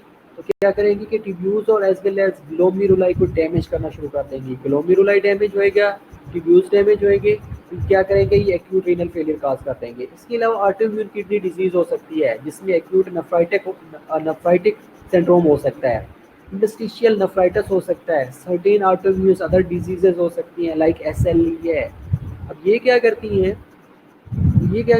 ये ऑटोइम्यून डिजीजेस जितनी भी है मोस्टली किडनी को इफेक्ट कर रही होती हैं, लाइक रूमेटॉइड आर्थराइटिस है, SLE है। ऑटोइम्यून डिजीज का मतलब है कि जो इम्यूनिटी है, जो इम्यून सेल्स हैं, वो अपने ही इम्यून सेल को डिस्ट्रॉय करना शुरू कर देते हैं। वो ये समझते हैं कि ये फॉरेन सेल्स हैं, फॉरेन पार्टिकल्स हैं, लेकिन होते उसके अपने हैं। तो उनको रिकग्नाइज करके अनरिकग्नाइज करते हैं और उनके अपने ही सेल को किल करना शुरू कर देते हैं। इसके अलावा यूरिनरी ट्रैक ऑब्स्ट्रक्शन हो सकती हैं। अब यूरिनरी ट्रैक ऑब्स्ट्रक्शन यूरेटर के अंदर भी प्रॉब्लम हो सकता है, यूरेटर के अंदर प्रॉब्लम होएगा। अब यूरेटर के अंदर क्या प्रॉब्लम हो सकता है, लाइक यूरेटर सर्जरी हो रही है, सर्जरी के बाद जो यूरेटर्स हैं उनको लाइगेट कर दिया गया है, पता नहीं चला। इसके अलावा यूरेटर के अंदर ऑब्स्ट्रक्शन, यूरेटर की स्टीनोसिस हो सकती है, यूरेटर के अंदर कैलकुलाई हो सकती है। अब वो क्या कैलकुलाई या यूरेटर की ऑब्स्ट्रक्शन, अब ये क्या करती हैं, ये हेडोनेफ्रोसिस को लीड करती हैं। इसके अलावा यूरिनरी ट्रैक ऑब्स्ट्रक्शन के अंदर ब्लेडर के अंदर कोई प्रॉब्लम आ सकता है। ब्लेडर के अंदर क्या प्रॉब्लम हो सकता है, लाइक उसके अंदर ब्लेडर स्टोन हो सकती हैं, मेल के अंदर BPH हो सकता है, BPH बिनाइन प्रोस्टेटिक हाइपरप्लेजिया हो सकता है। अब ये जो BPH है या ब्लेडर स्टोन्स हैं, अब ये क्या करती हैं, ये ब्लेडर की एक तो कैपेसिटी को कम कर देते हैं। वो जो कैपेसिटी जिस कैपेसिटी के साथ इसने यूरन को होल्ड करना होता है, जो नॉर्मली 450 ml होती है, वो कैपेसिटी रिड्यूस हो जाएगी, वाइडिंग रिफ्लेक्स जल्दी ट्रिगर होना शुरू हो जाती है। इसके अलावा ये जो यूरिथ्रा की ओपनिंग होती है ब्लेडर से, उसके ऊपर प्रेशर क्रिएट कर देते हैं और वो जो नॉर्मल वाइडनिंग का प्रोसेस है वो इनिबिट होना शुरू हो जाता है। इसके अलावा यूरिनरी ट्रैक ऑब्स्ट्रक्शन के ब्लेडर की ऑब्स्ट्रक्शन के बाद यूरिथ्रल ऑब्स्ट्रक्शन आ सकती है, यूरिथ्रल स्ट्रक्चर्स हो सकते हैं, प्लेटाइटिस हो सकता है, स्वेलिंग हो सकता है। तो उसके रिजल्ट में अगर ब्लेडर के अंदर ऑब्स्ट्रक्शन है तो ब्लेडर के अंदर जैसे यूरिन अकमुलेट होगा, यूरिन अकमुलेट होने के रिजल्ट में वो बैक फ्लो प्रोड्यूस करेगा, बैक फ्लो प्रोड्यूस होने के रिजल्ट में वो यूरिन यूरेटर के अंदर अकमुलेट होएगा। अब जैसे यूरेटर के अंदर अकमुलेट होएगा तो उस यूरेटर की एक कंडीशन होती है that is known as hydro ureter. जो यूरेटर्स हैं वो डायलेट होना शुरू हो जाएंगे। अगर यूरेटर डायलेट होंगे तो उन कंडीशन को हाइड्रोयूरेटर्स कहा जाता है। अब यूरेटर्स के अंदर नॉर्मली जैसे ही किडनी में यूरिन बनता है, कैलिसिस में आता है, कैलिसिस में आने के बाद यूरेटर में आता है, तो यूरेटर्स के अंदर एक मूवमेंट होती है, that is movement is known as peristaltic movement. और वो जो मूवमेंट है ये पल्सेशन की तरह मूवमेंट होती है। जितना यूरिन बनेगा पल्सेशन के थ्रू ब्लैडर के अंदर अकमुलेट होता रहेगा, और वो जो पल्सेशन की एबिलिटी है वो यूरेटर के अंदर लॉस होना शुरू हो जाएगी। जैसे यूरेटर के अंदर वो पल्सेशन की एबिलिटी लॉस होगी, यूरेटर वाइड होना शुरू हो जाएंगे, डायलेट होना शुरू हो जाएंगे, that condition is known as hydroureter. अब हाइड्रोयूरेटर प्रेशर प्रोड्यूस करेगा किडनी के अंदर, अब वो जो वाटर था वो जो यूरिन अकमुलेट यूरेटर के अंदर हो रहा था वो किडनी के अंदर अकमुलेट हो जाएगा, उस कंडीशन को कहा जाता है हाइड्रोयूरेटर। अब ये सारे मिलके क्या करते हैं, ये दीज आर द कॉजेज, और ये एक्यूट रीनल फेलियर को काज कर रहे होते हैं। ओके वेल, इसके बाद आते हैं हम डिस्कस करते हैं पैथोफिजियोलॉजी के बारे में। अब ये जो एक्यूट रीनल फेलियर है ना, ये 3 तरह से हो रहा होता है, 3 जगह में प्रॉब्लम होने की वजह से हो रहा होता है। so, अब ये 3 तरह के प्रॉब्लम कहाँ से हो सकते हैं, या तो किडनी से पहले प्रॉब्लम हो सकता है, या किडनी के अंदर प्रॉब्लम हो सकता है, या आउटसाइड द किडनी प्रॉब्लम हो सकता है। अब किडनी से पहले क्या प्रॉब्लम हो सकता है, किडनी से पहले प्रॉब्लम फॉर एग्जांपल किडनी की तरफ ब्लड फ्लो आना है। अब ब्लड फ्लो निकल रहा है left ventricle of the heart से। अगर हम ये कहें कि left ventricle of the heart या हार्ट के अंदर कोई प्रॉब्लम है जो कि कार्डियक आउटपुट को मेंटेन ही नहीं कर रहा, पहला प्रॉब्लम। अगर इससे हम बैकवर्ड चले जाएं, बैकवर्ड जाएंगे तो वेनस रिटर्न की बात कर लेते हैं। अगर वेनस रिटर्न कम होएगा तो अल्टीमेटली प्रीलोड आफ्टर लोड कम होना शुरू हो जाएगा। प्रीलोड आफ्टर लोड कम होएगा तो उसके रिजल्ट में स्ट्रोक वॉल्यूम कम होना शुरू हो जाएगा। स्ट्रोक वॉल्यूम कम होएगा तो कार्डियक आउटपुट कम हो जाएगी। अगर कार्डियक आउटपुट कम होएगी तो हमने ये कहा है कि जो नॉर्मल कार्डियक आउटपुट है वो 20 से लेकर 25 ml पर मिनट किडनी को रिक्वायर्ड है। अब किसी वजह से कार्डियक आउटपुट कम हो गई है, पहली कंडीशन, जिसमें जो वेनस रिटर्न है that will be reduced. Other condition, heart के अंदर कोई प्रॉब्लम आ गया है, लाइक हार्ट की ऐसी कंडीशन हो गई है, हार्ट फेलियर हो गया है, कार्डियोजेनिक शॉक हो गया है, तो क्या कर रहे हैं, कार्डियोजेनिक शॉक या हार्ट फेलियर कार्डियक आउटपुट को मेंटेन ही नहीं कर रहा। जब कार्डियक आउटपुट मेंटेन नहीं होगी तो डेफिनेटली किडनी की तरफ blood supply will be reduced. Kidney की तरफ blood supply, okay I will answer, kidney की तरफ ब्लड सप्लाई रिड्यूस हो जाएगी। जब किडनी की तरफ ब्लड सप्लाई रिड्यूस होएगी तो जो वेस्ट प्रोडक्ट्स हैं वो किडनी के अंदर अकमुलेट होना शुरू हो जाएंगे। प्रीलोड और आफ्टर लोड ये होता है, preload before contractions, ventricle filling हो गई, लेकिन कंट्रैक्शन से पहले जितना ब्लड वेंट्रिकल कंट्रेन कर रहा होता है उसको कहा जाता है प्रीलोड। और आफ्टर लोड ये होता है कि वेंट्रिकल जैसे ही कंट्रैक्ट हुए, कंट्रैक्शन के बाद जितना ब्लड वेंट्रिकल्स कंटेन कर रहे होते हैं उनको कहा जाता है आफ्टर लोड। अब जैसे ही प्री लोड कम होएगा, कंट्रैक्शन से पहले ब्लड जितना कम था या कंट्रैक्शन से पहले जो उसकी नॉर्मल फिलिंग थी वो कम हो गई है, वेनस रिटर्न कम होएगी, प्री लोड कम होना शुरू हो जाएगा, कि जो नॉर्मल फिलिंग वेंट्रिकल्स की होनी थी वो हो ही नहीं रही। सपोज जो नॉर्मल वेंट्रिकल, लेफ्ट वेंट्रिकल से ब्लड इजेक्ट हो रहा होता है वो 70 ml है पर मिनट, सॉरी पर बीट, 70 ml स्ट्रोक वॉल्यूम है जो पर बीट इजेक्ट हो रहा होता है। अब किसी वजह से वो वेनस रिटर्न कम हो गई है। जब वेनस रिटर्न कम होएगी तो जो नॉर्मली वेंट्रिकल ने 70 ml ब्लड को इजेक्ट करना था उसके पास वो 70 ml ब्लड आ ही नहीं रहा।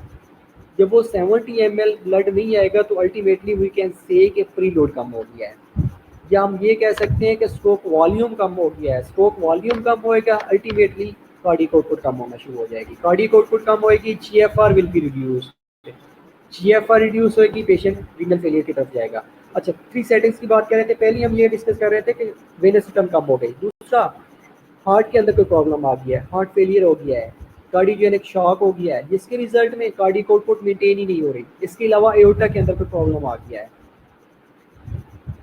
फोर्थ वन, रीनल आर्टरी की स्टीनोसिस हो गई है। रीनल आर्टरी की स्टीनोसिस हो गई है, उससे पहले कोई हाइपोवोलेमिक कंडीशन हो गई है, ब्लड प्रेशर कम हो गया है, हार्ट के अंदर कोई प्रॉब्लम आ गया है, वेनस रिटर्न कम हो गई है, व्हाटएवर कोई भी कंडीशन है जिसमें जो GFR है वो मेंटेन नहीं हो रही, लेकिन जो किडनी के जो नेफ्रॉन्स हैं वो फंक्शनली और स्ट्रक्चरली इंटेक्ट है। इसलिए मैं पहले भी आप लोगों को बता रहा था कि बुक के अंदर ये लिखा हुआ है कि 70% जो लोग हैं ना वो एक्यूट रीनल फेलियर उनके अंदर चल रहा होता है। वो कैसे चलता है, वो डिहाइड्रेटेड होते हैं, वाटर इनटेक नहीं लेते, हाइपोवोलीमिया की कंडीशन होती है, हाइपोटेंसिव होती हैं, लेकिन जैसे ही उनका हाइपोटेंसिव नॉर्मल ब्लड प्रेशर होता है, वो वाटर इनटेक मेंटेन कर लेते हैं, तो दैट विल बी रिवर्स्ड। इसलिए हमने 3 स्टेजेस हैं, आगे 3 कंडीशन, 4 कंडीशन है, वो हम डिस्कस करते हैं कि एक normal human being acute renal failure से ये नॉर्मल रीअपटेक कैसे कर लेता है, रीगेन नॉर्मल स्ट्रक्चर या नॉर्मल फंक्शन कैसे कर लेता है किडनी का, वो भी हम डिस्कस कर लेते हैं। तो पहली कंडीशन हमने ये डिस्कस की है कि रीनल प्रीरीनल एक्यूट रीनल फेलियर होता है। प्रीरीनल एक्यूट रीनल फेलियर में ये होता है कि किडनी से पहले कोई प्रॉब्लम आ गया है, रीनल आर्टरी से पहले रीनल आर्टरी स्टेनोसिस से पहले कोई प्रॉब्लम आ गया है, लाइक हार्ट के अंदर कोई प्रॉब्लम आ गया है, आयोटा के अंदर कोई प्रॉब्लम आ गया है, वेनस रिटर्न का कोई प्रॉब्लम आ गया है, हाइपोवोलीमिक कंडीशन हो गई है, बर्न हो गया है, ब्लड प्रेशर कम हो गया है। तो ये जो कंडीशंस हैं, ये क्या कर रही होती है, ये GFR को रिड्यूस कर रही होती हैं। एक ऐसी कंडीशन जिसमें जो वॉल्यूम है वो डिप्लीट हो जाता है और that will be reduced cardiac output है। अब कार्डियक आउटपुट रिड्यूस होएगी, eight the and GFR reduce हो जाएगी। अब GFR रिड्यूस होएगी, पेशेंट एक्यूट रीनल फेलियर के अंदर जाएगा, लेकिन जैसे ही GFR को मेंटेन करेंगे, GFR नॉर्मल होएगी, अगेन वो जो रीनल फेलियर था, pre renal acute renal failure था, दैट विल बी रिवर्स्ड। उसके बाद आता है इंट्रा एक्यूट रीनल फेलियर, ये इंट्रिंसिक रीनल फेलियर। अब इंट्रिंसिक ये इंट्रा एक्यूट रीनल फेलियर के अंदर मेनली वो प्रॉब्लम जो किडनी के अंदर एग्जिस्ट करता है। अब किडनी के अंदर क्या एग्जिस्ट कर रहा होता है, किडनी के अंदर क्या क्या प्रॉब्लम हो सकता है, लाइक ट्यूब्यूल्स का प्रॉब्लम हो सकता है, ग्लोमेरुलाई का प्रॉब्लम हो सकता है। अब ये जो ग्लोमेरुलाई या ट्यूब्यूल्स का प्रॉब्लम हो सकता है, ये प्रॉब्लम कैसे हो सकता है, लाइक कोई ऐसी ड्रग्स ले ली है, कोई ऐसा रिएक्शन हो गया है जिसने जाके ग्लोमेरुलाई के स्ट्रक्चर को डैमेज करना शुरू कर दिया है, कोई इन्फेक्शन हो गया है, एंटीजन एंटीबॉडी रिएक्शन हो गया है, ये जाके इसने क्या किया, ग्लोमेरुलाई के अंदर डेंस हो गया, एंटीजन एंटीबॉडी जाके कम्प्लेक्स डेंस होना शुरू हो गया, उसने क्या किया, ग्लोमेरुलोनेफ्राइटिस काज करना शुरू कर दिया, एक्यूट ग्लोमेरुलोनेफ्राइटिस काज करना शुरू कर दिया। अब एक्यूट ग्लोमेरुलोनेफ्राइटिस क्या करेगा, ये टॉक्सिसिटी काज करेगा ट्यूब्यूल्स की, एज वेल एज एस्कीमिया काज करेगा। अब होगा क्या कि इसके अलावा इंट्रा एक्यूट रीनल फेलियर के अंदर किडनी स्टोन्स आ सकते हैं, यूरेट स्टोन्स बनना शुरू हो गए हैं। इसके अलावा हो सकता है सर्टेन किडनी के अंदर पॉलीसिस्टिक किडनी डिजीज होना शुरू हो गई है, जो कि जीन्स के अंदर कोई प्रॉब्लम हो सकता है, जेनेटिक प्रॉब्लम हो सकता है। तो ये मल्टीपल कंडीशंस हो सकती हैं, लेकिन मेनली साइटोटॉक्सिक और इस्कीमिया की जो इंसल्ट होती है, that will damage the structure and function of the kidney.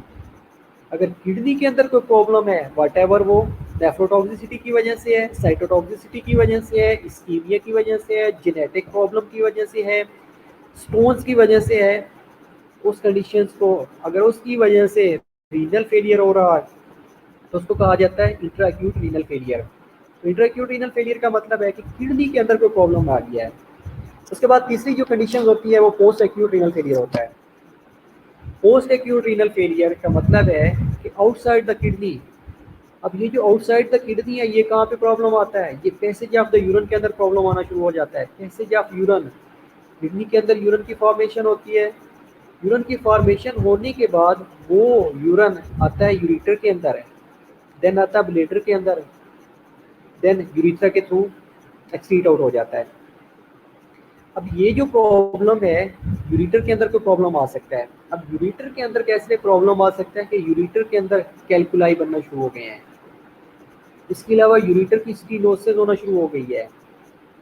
Ureter की स्टीनोसिस होगी, यूरिटर के अंदर प्रॉब्लम होएगा या ब्लेडर के अंदर कोई प्रॉब्लम होएगा। अब ये जो यूरिनरी पैसेज है, यूरिनरी पैसेज यूरिटर, ब्लेडर और यूरिथ्रा, ये यूरिनरी पैसेजेस हैं। यूरिटर के अंदर कोई प्रॉब्लम आ गया है, ब्लेडर के अंदर कोई प्रॉब्लम आ गया है। ब्लेडर के अंदर BPH बेस के अंदर कॉमन होता है, specially in the old age. Old age के अंदर BPH कॉमन होता है। अब ओल्ड एज के अंदर BPH अगर हो गया है तो ये अगेन जो ब्लेडर की कैपेसिटी है यूरिन होल्ड करने की, वो रिड्यूस कर देगा। तो उसके रिजल्ट में मैच्यूरेशन रिफ्लेक्स जल्दी ट्रिगर होना शुरू हो जाएगी। एनीहाउ ये एक सेकेंडरी चीज़ है।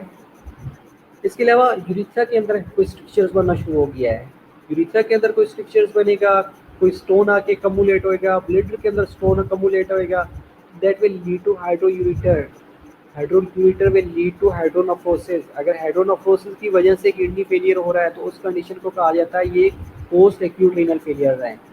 तो अगेन हम इसको रिवाइंड कर लेते हैं। We have discuss three conditions in the clinical, three conditions of renal failure. First condition is acute renal failure, pre-acute renal failure, kidney से पहले पहले कोई प्रॉब्लम हो गया है। दूसरी कंडीशन हमने ये डिस्कस किया है कि किडनी के अंदर कोई प्रॉब्लम हो गया है।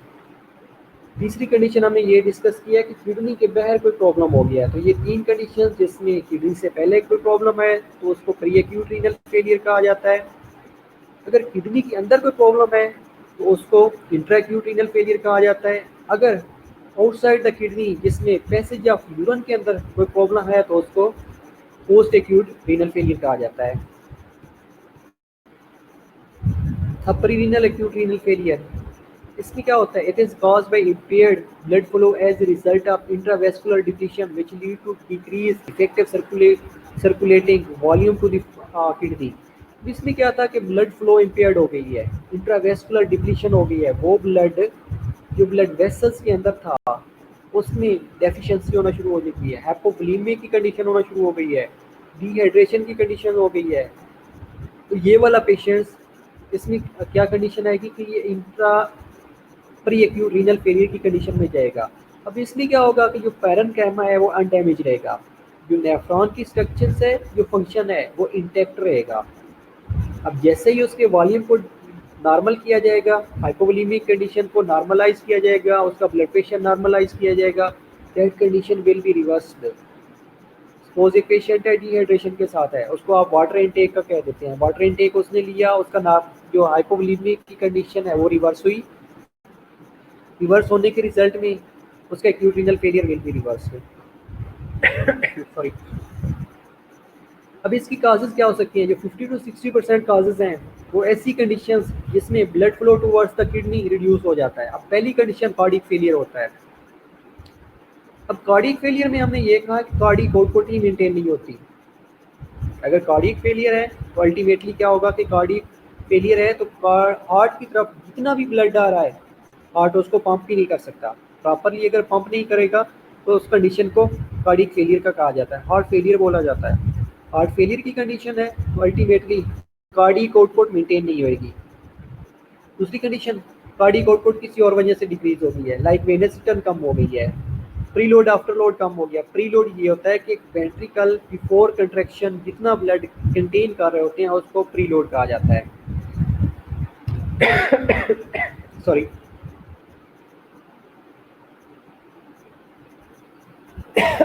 अब 10 मिनट की ब्रेक ले लें, उसके बाद कंटिन्यू करते हैं।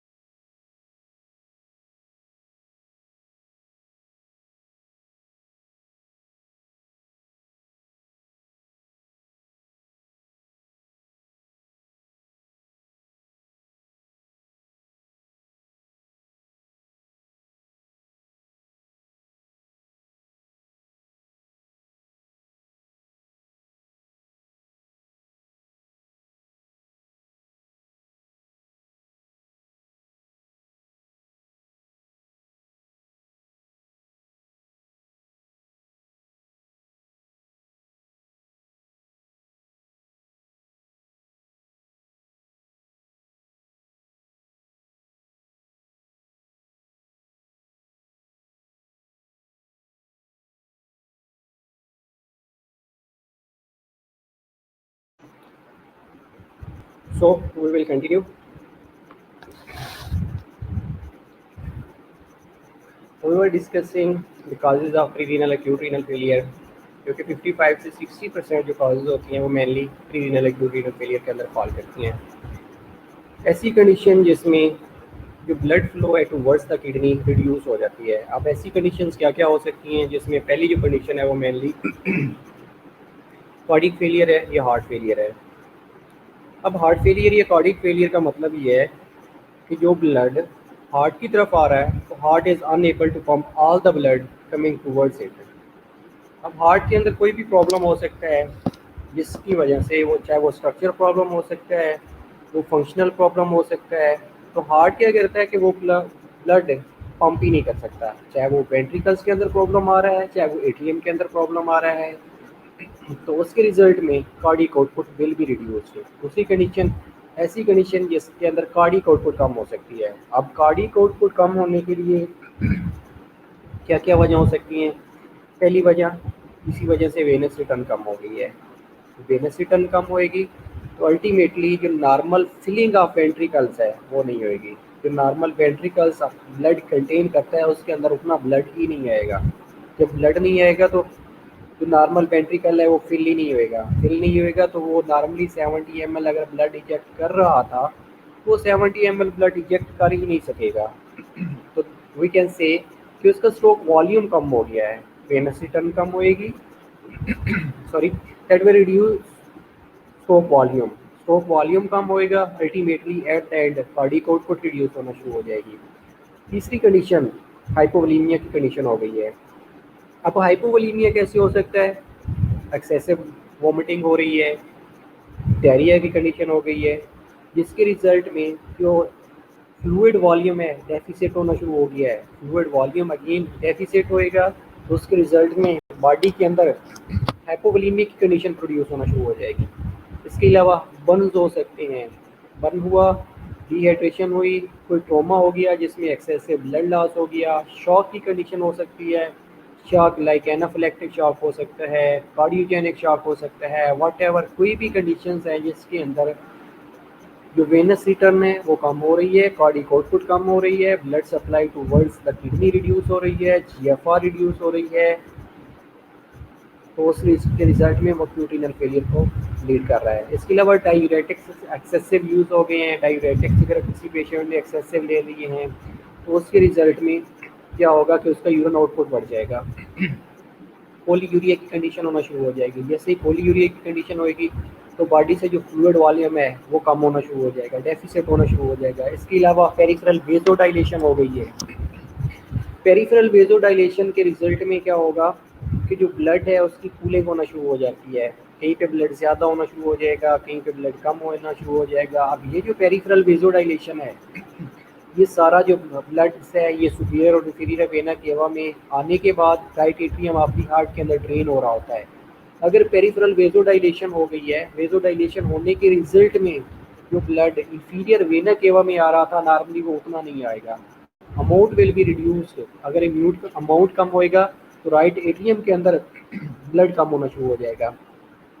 ब्लड कम होएगा तो eight the end cardiac output will be reduced. Anti hypertensive medications, कोई ऐसा पेशेंट्स जो एंटी हाइपरटेंसिव मेडिकेशंस ले रहा है, अब वो एंटी हाइपरटेंसिव मेडिकेशंस चाहे उसके किडनी के ऊपर इफेक्ट कर रही हैं, चाहे उसके हार्ट के ऊपर इफेक्ट कर रही हैं, चाहे उसके ब्लड के ऊपर इफेक्ट कर रही होती हैं, लाइक सर्टेन मेडिकेशंस होती हैं, अल्फा ब्लॉकर्स होती हैं, बीटा ब्लॉकर्स होती हैं, कैल्शियम चैनल ब्लॉकर्स होती हैं, डायूरेटिक्स होती हैं, एल्डोस्टेरोन एगोनिस्ट होती हैं। ये क्या करती हैं कि ये हार्ट रेट को भी कम कर रही होती हैं, स्ट्रोक कार्डिक आउटपुट को भी कम कर रही होती हैं, ब्लड प्रेशर को मेंटेन कर रही होती हैं, या ब्लड वेसल्स का डायमीटर बढ़ा रही होती हैं, वेज़ोडाइलेशन कर रही होती हैं। तो ये क्या करती हैं, ये अगेन कार्डिक आउटपुट को रिड्यूस करके ब्लड प्रेशर को रिड्यूस कर रही होती हैं। इसके अलावा रीनल आर्टरी स्टीनोसिस हो सकती है कि रीनल आर्टरी नैरो हो गई है किसी वजह से, स्टीनोसिस या उसके अंदर कोई एम्बोलाई आ गया है, कोई क्लॉट बनना शुरू हो गया है, क्लॉट बनेगा, एम्बोलाई होएगा, स्टीनोसिस होएगा, तो उसके रिजल्ट में किडनी की तरफ blood supply will be reduced. अगर किडनी की तरफ ब्लड सप्लाई रिड्यूस होएगी तो ultimately at the and GFR will be reduced. Well, I think got it ना। इसके अलावा इंट्रिंसिक की क्या क्या वजह हो सकती है? इंट्रिंसिक एक्यूट रीनल फेलियर क्या है कि ऐसी कंडीशन जो कि किडनी की स्ट्रक्चर या फंक्शन को डैमेज कर रही होती है। अब किडनी की स्ट्रक्चर्स हमने ये डिस्कस किया है कि जो प्री एक्यूट रीनल फेलियर होएगा उसमें जो किडनी का पैरेन्काइमा है वो डैमेज नहीं होएगा, इंटैक्ट रहेगा। लेकिन जब हम इंट्रिंसिक की बात करेंगे यानी विद इन द किडनी की बात करेंगे तो उसमें किडनी का जो स्ट्रक्चर्स है, ये जो पैरेन्काइमा है, ये जो किडनी का फंक्शन है वो डैमेज होना शुरू हो जाएगा। अब किडनी का स्ट्रक्चर्स या पैरेन्काइमा या functional of the kidney damage हो रहा है, उसके ट्यूब्यूल्स डैमेज हो रहे हैं, उसका ग्लोमेरुलाई डैमेज हो रहा है, उसकी फिल्ट्रेशन स्ट्रक्चर डैमेज हो रही है, तो उसको कहा जाता है इंट्रिंसिक एक्यूट रीनल फेलियर। अब ये इंट्रिंसिक एक्यूट रीनल फेलियर है, इसमें मेनली 4 कैटेगरीज में डिवाइड किया गया है। वो 4 कैटेगरीज क्या है कि एक्यूट ट्यूबुलर डिजीज होती है, ट्यूब्यूल्स के अंदर कोई प्रॉब्लम आना शुरू हो जाता है, ग्लोमेरुलर डिजीज हो सकती है, ग्लोमेरुलाई के अंदर प्रॉब्लम आ सकता है, वेस्कुलर डिजीज हो सकती है, वेसल्स के अंदर प्रॉब्लम आ सकता है, या इंटरस्टिशियम ऑफ द किडनी के अंदर कोई प्रॉब्लम आ सकता है। ये 4 कैटेगरीज हैं जो कि mainly intrinsic acute renal failure को लीड कर रही होती हैं। अब इन 4 कैटेगरीज के अंदर जो पहली कंडीशंस है उसमें ग्लोमेरुलाई की कोई डिजीज़ हो गई है, ग्लोमेरुलोनेफ्राइटिस हो गया है। इसके अलावा ट्यूब्यूल्स का प्रॉब्लम आ गया है, एटीएन हो गया है, एक्यूट ट्यूबुलर नेक्रोसिस हो गई है, वेस्कुलर वेसल्स के अंदर तो प्रॉब्लम आना शुरू हो गया है, वेसल्स रैप्चर हो गई हैं, या उनके अंदर जो फ्लूइड जो ब्लड सप्लाई है दैट विल बी कंप्रोमाइज, ये इंटरस्टिशियम ऑफ द किडनी के अंदर कोई प्रॉब्लम आ गया है, जो नॉर्मली फिल्ट्रेशन हो रही थी या नॉर्मली जो रीअब्जॉर्प्शन हो रही थी, ये जो नॉर्मली सिक्रीशन हो रही थी वो नहीं हो रही। अगर वो नहीं होएगी तो अल्टीमेटली ये किडनी के अंदर प्रॉब्लम है, तो इस कंडीशन को कहा जाता है इंट्रिंसिक एक्यूट रीनल फेलियर। इसकी काजेज जो मेनली 30 से 40% कंट्रीब्यूशन होता है, जिनमें filtering structures of the kidney are damage. इनमें मेनली जो काज होता है एक्यूट ट्यूबुलर नेक्रोसिस हो रही है, ट्यूब्यूल्स के अंदर प्रॉब्लम आ रहा है। और वो जो ट्यूब्यूल्स के अंदर प्रॉब्लम है वो मेनली 2 प्रॉब्लम हो सकते हैं। एक प्रॉब्लम या तो इस्कीमिया की वजह से ट्यूब्यूल डैमेज हो रहे हैं, दूसरा नेफ्रोटॉक्सिक सब्सटेंसेस अकमुलेट होने की वजह से ट्यूब्यूल्स डैमेज हो रहे हैं। अब इस्कीमिया कैसे होएगा? हो सकता है ग्लोमेरुलोनेफ्राइटिस हो गया है, ग्लोमेरुलाई की स्ट्रक्चर्स जो थी उससे ब्लड ने फिल्टर होकर ट्यूब्यूल्स के अंदर जाना था। अब ग्लोमेरुलाई के अंदर प्रॉब्लम आ गया, रीनल आर्टरी के अंदर कोई प्रॉब्लम आ गया, तो ये क्या करेंगे, ये इस्कीमिया को लीड करेंगे। दूसरी नेफ्रोटॉक्सिसिटी है। नेफ्रोटॉक्सिसिटी का मतलब है कि जो ट्यूब्यूल्स हैं उनके अंदर वेस्ट प्रोडक्ट्स अकमुलेट होना शुरू हो गए हैं। अब ये जो वेस्ट प्रोडक्ट्स हैं ये क्या करेंगे, ये जो ट्यूब्यूल्स हैं उसकी नेक्रोसिस स्टार्ट कर देंगे। जैसे ही उनकी नेक्रोसिस होएगी तो जो ट्यूब्यूल्स हैं वो डैमेज होना शुरू हो जाएंगे। अब ट्यूब्यूल्स डैमेज होंगे, डेफिनेटली उनकी जो रीअब्जॉर्प्शन की एबिलिटी है, जो सिक्रीशन की एबिलिटी है, जो एक्सक्रीशन की एबिलिटी है, दैट विल बी डिस्ट्रॉयड। अगर ये डिस्ट्रक्शन हो जाती है तो उस वजह से इंट्रा एक्यूट रीनल फेलियर होने के चांसेस होते हैं।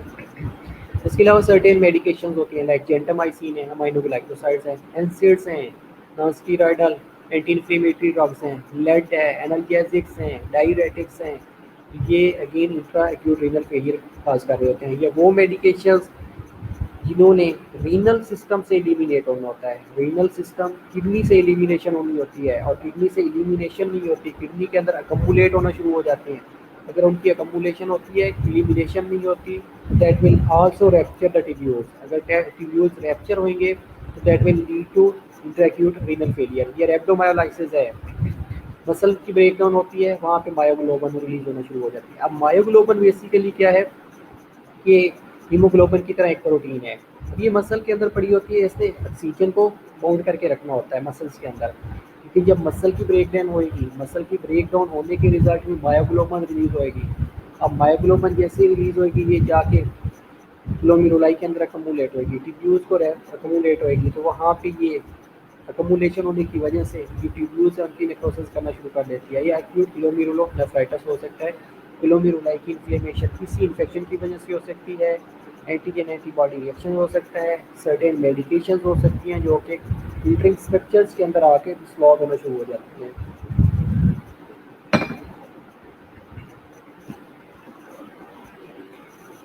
Third one post renal acute renal failure है। Post renal acute renal failure में हमने ये डिस्कस किया था कि वो प्रॉब्लम जो कि पैसेज ऑफ यूरन के अंदर आ रहा होता है। अब यूरन किडनी के अंदर बना, उसके बाद मेजर माइनर कैलेसिस माइनर मेजर कैलेसिस में आया, वहाँ से यूरेटर हाइलम से यूरेटर ओरिजिनेट हुआ। यूरेटर ने यूरन को ट्रेन किया ब्लेडर के अंदर, ब्लेडर वाला यूरन यूरेथ्रा के थ्रू वाइड आउट हो गया। अब प्रॉब्लम यूरेटर के अंदर आ सकता है। अब यूरेटर के अंदर बाइलेटरल यूरेटर लाइगेशन हो सकती है। इसके अलावा यूरेटर की स्टीनोसिस हो सकती है, यूरिटेरिक कैलकुलाई हो सकते हैं। अगर ब्लेडर की बात करें तो ब्लेडर के अंदर स्टोन हो सकते हैं।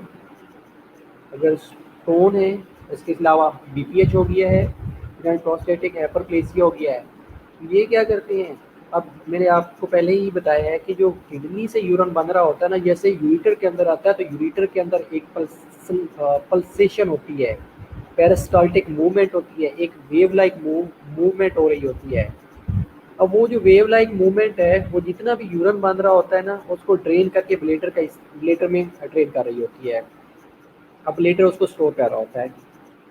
अब अगर किसी वजह से उस यूरेटर के अंदर लाइगेट हो गया है, बाइलेटरली यूरेटर्स के अंदर कोई स्ट्रक्चर्स बन गए हैं, कोई स्टोन बन गया है, तो वो क्या करेगा, वो जो यूरन किडनी से बनने के बाद यूरेटर के अंदर आ रहा था, यूरेटर से ब्लेडर के अंदर आ जा रहा था, वो ब्लेडर के अंदर नहीं जाएगा, वो यूरेटर के अंदर अकमुलेट होना शुरू हो जाएगा और यूरेटर का डायमीटर बढ़ाना शुरू कर देगा। अब जैसे यूरेटर का डायमीटर बढ़ेगा तो यूरेटर के डायमीटर बढ़ने के रिजल्ट में उस कंडीशन को हाइड्रो यूरेटर कहा जाता है। अब हाइड्रो यूरेटर क्या करेगा कि हाइड्रो यूरेटर के रिजल्ट में वो फ्लूइड अकमुलेट होगा किडनी के अंदर। किडनी के अंदर जैसे ये अकमुलेट होगा उस कंडीशन को कहा जाता है hydronephrosis. Hydronephrosis post acute renal failure cause कर रही होती है। इसलिए ये यूरिनरी ट्रैक ऑब्स्ट्रक्शन की वजह से अगर कोई प्रॉब्लम आ रहा है, किडनी फेलियर हो रहा है, तो उसको कहा जाता है post renal acute renal failure. इसके रिजल्ट में जीएफआर कम होना शुरू हो जाती है, हाइड्रोनेफ्रोसिस अकर होती है और हाइड्रोनेफ्रोसिस के रिजल्ट में पोस्ट एक्यूट रीनल फेलियर हो जाता है। अब इसमें मेनली 5% कंट्रीब्यूशन होता है। होता कैसे है, रिजल्ट फ्रॉम ऑब्स्ट्रक्टेड आउटफ्लो। जो यूरिन की आउटफ्लो है उसके अंदर कोई ऑब्स्ट्रक्शन आ गई है, यूरोलिथियसिस हो गई है, स्टोन बनना शुरू हो गए हैं, यूरिट्रल ऑब्स्ट्रक्शन हो गई है, यूरिटर्स के अंदर कोई ब्लड क्लॉट आ गया है, कोई कैल्कुलाई हो गया है, ये सर्जरी हो रही थी, सर्जरी के बाद एक्सीडेंटल यूरिटर लाइगेशन हो गई है, यूरिटर को टाई कर दिया गया है, तो उसके रिजल्ट में ये प्रॉब्लम हो सकता है। ब्लेडर ऑब्स्ट्रक्शन हो सकती है, लाइक ब्लेडर ऑब्स्ट्रक्शन इन्फेक्शन की वजह से हो सकता है, कोई ट्यूमर हो सकता है, या फोलिस कैथीटर पास किया गया था, अब वो फोलिस कैथीटर जो है वो ब्लॉक हो गया है। फोलिस कैथीटर ब्लॉक होने की वजह से, ट्यूमर ब्लेडर के अंदर बनने की वजह से, लाइक बिनाइन प्रोस्टेटिक हाइपरप्लेसिया हो गया है, या ब्लेडर की इन्फ्लेमेशन हो गई है किसी इन्फेक्शन की वजह से, लाइक सिस्टाइटस हो गया है, सिस्टाइटस हो गया है, बीपीएच हो गया है, या फोलिस कैथीटर पास किया गया था और वो फोलिस कैथीटर ऑब्स्ट्रक्टेड हो गया है, उसकी ऑब्स्ट्रक्शन का हो गई है। तो जो नॉर्मली यूरिन पास आउट हो रहा था ब्लेडर से फोलिस कैथीटर में आने के बाद बैग के अंदर अकमुलेट हो रहा था, वो नहीं जा रहा। फोलिस कैथीटर की ऑब्स्ट्रक्शन या किसी ने क्लैंप कर दिया है फोलिस कैथीटर को, तो उसके रिजल्ट में ब्लेडर के अंदर अकमुलेट होएगा, ब्लेडर प्रेशर डलेगा यूरिटर के ऊपर, हाइड्रो यूरिटर होंगे, हाइड्रो यूरिटर की वजह से हाइड्रोनेफ्रोसिस होगी और hydronephrosis post renal acute renal failure को काज करेगी। इसके अलावा यूरिथ्रल ऑब्स्ट्रक्शन, यूरिथ्रा ब्लेडर से यूरिन ने वाइड आउट होना था, अब इसके अंदर यूरिथ्रल ऑब्स्ट्रक्शन हो सकती है, लाइक अगर प्रोस्टेटिक हाइपरप्लेसिया हो गया है, बीपीएच हो गया, बिनाइन प्रोस्टेटिक हाइपरप्लेसिया, तो ये ब्लेडर की नेक के ऊपर पड़ा होता है, प्रोस्टेट ग्लैंड जो होता है। अब जैसे ही इसका साइज बढ़ेगा तो ये क्या करेगा कि यूरिथ्रा की ओपनिंग है, ब्लेडर जहाँ से ब्लेडर से ये ओरिजिनेट हो रहा है वहाँ पे पड़ा होता है, तो वहाँ पे ये उस ओपनिंग को नैरो कर देगा। जैसे ही वो ओपनिंग नैरो होएगी तो जो नॉर्मल वाइडिंग होती है वो नहीं हो सकेगी, वैक्यूलेशन रिफ्लेक्स ट्रिगर होती रहेगी। पेशेंट्स को लगेगा कि मेरा ब्लेडर फुल हो गया है, मुझे वाइड करना है, लेकिन वाइड नहीं होएगा ऑब्स्ट्रक्शन की वजह से। इसके अलावा यूरिथ्रा के अंदर कोई स्ट्रक्चर बन गया है, या ब्लेडर के अंदर कोई कैलकुलाई था, स्मॉल कैलकुलाई, वो पास आउट हो रहा था, लेकिन यूरिथ्रा के अंदर आके कम रुक गया है, उसने जाके ऑब्स्ट्रक्शन काज कर दिया है, वो ऑब्स्ट्रक्शन काज करेगा अगेन ब्लेडर, ब्लेडर के अंदर यूरिन अकमुलेट होएगा, और ब्लेडर के अंदर अकमुलेट होएगा तो उसके रिजल्ट में हाइड्रोयूरेटर होंगे, हाइड्रोयूरेटर हाइड्रोनेफ्रोसिस को लीड करेंगे और ये पोस्ट एक्यूट रीनल फेलियर को लीड कर लेंगे। दिस इज समरी जो कि हमने डिस्कस किया है, like pre renal acute renal failure, intra acute renal failure और post renal acute renal failure. तो इंट्रा एक्यूट रीनल फेलियर में ऐसी कंडीशंस जो कि रीनल आर्टरी से पहले पहले थी, जिसमें हमने कहा था वेनस रिटर्न कम हो सकती है, कार्डिक आउटपुट कम हो सकती है, इसके अलावा रीनल आर्टरी स्टेनोसिस हो सकती है, कार्डियोजेनिक शॉक हो सकता है, कोई एनाफिलैक्टिक रिएक्शन हो सकता है, बर्न हो सकता है, डिहाइड्रेशन हो सकती है। ऐसी कंडीशन जिसमें जो सर्कुलेटिंग वॉल्यूम ऑफ ब्लड है दैट विल बी रिड्यूस्ड। लेकिन होगा क्या, किडनी का जो स्ट्रक्चर्स है या किडनी का जो पैरेन्काइमा है वो इंटैक्ट रहेगा। लेकिन अगर हम बात करें इंट्राक्यूट रीनल फेलियर की, तो इंट्राक्यूट रीनल फेलियर में सबसे पहले जो फिल्टरिंग स्ट्रक्चर्स आती है वो ग्लोमेरुलाई आता है, उसके बाद ट्यूब्यूल्स आती हैं। अगर ग्लोमेरुलाई के अंदर कोई प्रॉब्लम आ गया है तो डेफिनेटली ग्लोमेरुलोनेफ्राइटिस हो गया, किडनी के अंदर प्रॉब्लम है। किडनी के अंदर अगर प्रॉब्लम है उसको कहा जाता है इंट्रा एक्यूट रीनल फेलियर। इसके अलावा ग्लोमेरुलाई के बाद आ जाता है ट्यूब्यूल्स। अगर ट्यूब्यूल्स के अंदर कोई प्रॉब्लम, ट्यूब्यूल्स के अंदर हमने डिस्कस किया है कि दो तरह से प्रॉब्लम आ सकते हैं, one is ischaemic problem, second one is nephrotoxic problem. अब इस्कीमिक प्रॉब्लम का मतलब ये है कि इस्कीमिया हो गया है। इस्कीमिया क्या है कि किसी ऑब्स्ट्रक्शन की वजह से किडनी के अंदर ब्लड सप्लाई कम हो गई है, ट्यूब्यूल्स के अंदर ब्लड सप्लाई कम हो गई है। अब जैसे ट्यूब्यूल्स के अंदर ब्लड सप्लाई कम होएगी तो उसके रिजल्ट में वेस्ट प्रोडक्ट्स बढ़ना शुरू हो जाएंगे। अब ये इस्कीमिया और नेफ्रोटॉक्सिसिटी ये एक दूसरे के पैरेलल चल रहे होते हैं। इस्कीमिया होएगा उसकी वजह से नेफ्रोटॉक्सिसिटी हो जाएगी, लेकिन अगर नेफ्रोटॉक्सिसिटी होएगी तो उसकी वजह से इस्कीमिया नहीं होगा, लेकिन ischaemia will lead to nephrotoxicity. याद रखिएगा कि जो इस्कीमिया है ना ये नेफ्रोटॉक्सिसिटी को लीड कर रहा होता है। कैसे कि इस्कीमिया हुआ है तो उसके रिजल्ट में ऑक्सीजन की डेफिशिएंसी हुई है लेकिन वेस्ट प्रोडक्ट्स बढ़ते जा रहे हैं। अब इस्कीमिया ऑलरेडी था, वेस्ट प्रोडक्ट्स बढ़ेंगे, जैसे वेस्ट प्रोडक्ट्स बढ़ेंगे तो वो नेफ्रोटॉक्सिसिटी काज करना शुरू कर देते हैं। लेकिन अगर सर्टेन ड्रग्स ले लिए हैं, ब्लड ले लिया है, नेफ्रोटॉक्सिक ड्रग्स ले लिए हैं, तो उन्होंने इस्कीमिया नहीं करना, उन्होंने जाके डायरेक्ट ट्यूब्यूल्स को आके डैमेज करना शुरू कर देना होता है। जैसे ट्यूब्यूल्स डैमेज होंगे तो क्या करेंगे, ट्यूब्यूल्स के अंदर रीअब्जॉर्प्शन हो रही होती है, ट्यूब्यूल्स के अंदर सेक्रीशन हो रही होती है, एज वेल एज एक्सक्रीशन हो रही होती है। अब जो mechanism of secretion as well as mechanism of excretion है दैट विल बी डिस्टर्ब। अगर ये मैकेनिज्म दोनों डिस्टर्ब हो जाते हैं तो अल्टीमेटली प्रॉब्लम कहाँ पे है, किडनी के अंदर प्रॉब्लम है, विद इन द किडनी है। अगर with in the kidney problem है तो उसको हमने इंट्राक्यूट रीनल फेलियर कहा है। तीसरी चीज़, वेसल्स के अंदर प्रॉब्लम आ गया है, वो वेसल्स जो ब्लड सप्लाई कर रही थी, लाइक इंट्राल्यूपुलर आर्टरी थी, कैपिटरी बेड था, बेसमेंट मेम्ब्रेन थी, अगर उनके अंदर कोई प्रॉब्लम आ गया है, ये इंटस्टिशियम के अंदर कोई प्रॉब्लम आ गया है, किडनी के इंटस्टिशियम के अंदर प्रॉब्लम आ गया है, कोई वेस्कुलर प्रॉब्लम आ गया है, ट्यूब्यूल्स के अंदर प्रॉब्लम आ गया है, ग्लोमेरुलाई के अंदर प्रॉब्लम आ गया है, ये चार ऐसी कंडीशंस हैं, चार ऐसी चीज़ें हैं, अगर इनके अंदर कोई प्रॉब्लम आ गया है तो उस कंडीशन को इंट्रा या इंट्रिंसिक एक्यूट रीनल फेलियर कहा जाता है। ऐसी कंडीशंस जिसने with in the kidney damage किया है स्ट्रक्चर्स को, चाहे वो उसकी स्ट्रक्चर एज वेल एज उसके फंक्शन को डैमेज किया है, उसको कहा जाता है इंट्रिंसिक या इंट्रा एक्यूट रीनल फेलियर। उसके बाद आ जाते हैं पोस्ट एक्यूट रीनल फेलियर की तरफ। तो जो पोस्ट एक्यूट रीनल फेलियर है इसमें ये देखिएगा कि ये पैसेज ऑफ यूरिन के अंदर ये यूरिटर जनरेट हो रहा होता है, और ये जो एरिया है जहाँ से ब्लड वेसल इंटर हो रही होती है, यूरिटर निकल रहा होता है, एज वेल एज जहाँ से नर्व इंटर हो रही होती है, इस एरिया को कहा जाता है हाइलम। अब ये जो पैसेज ऑफ यूरिन है ये यूरिटर के अंदर है।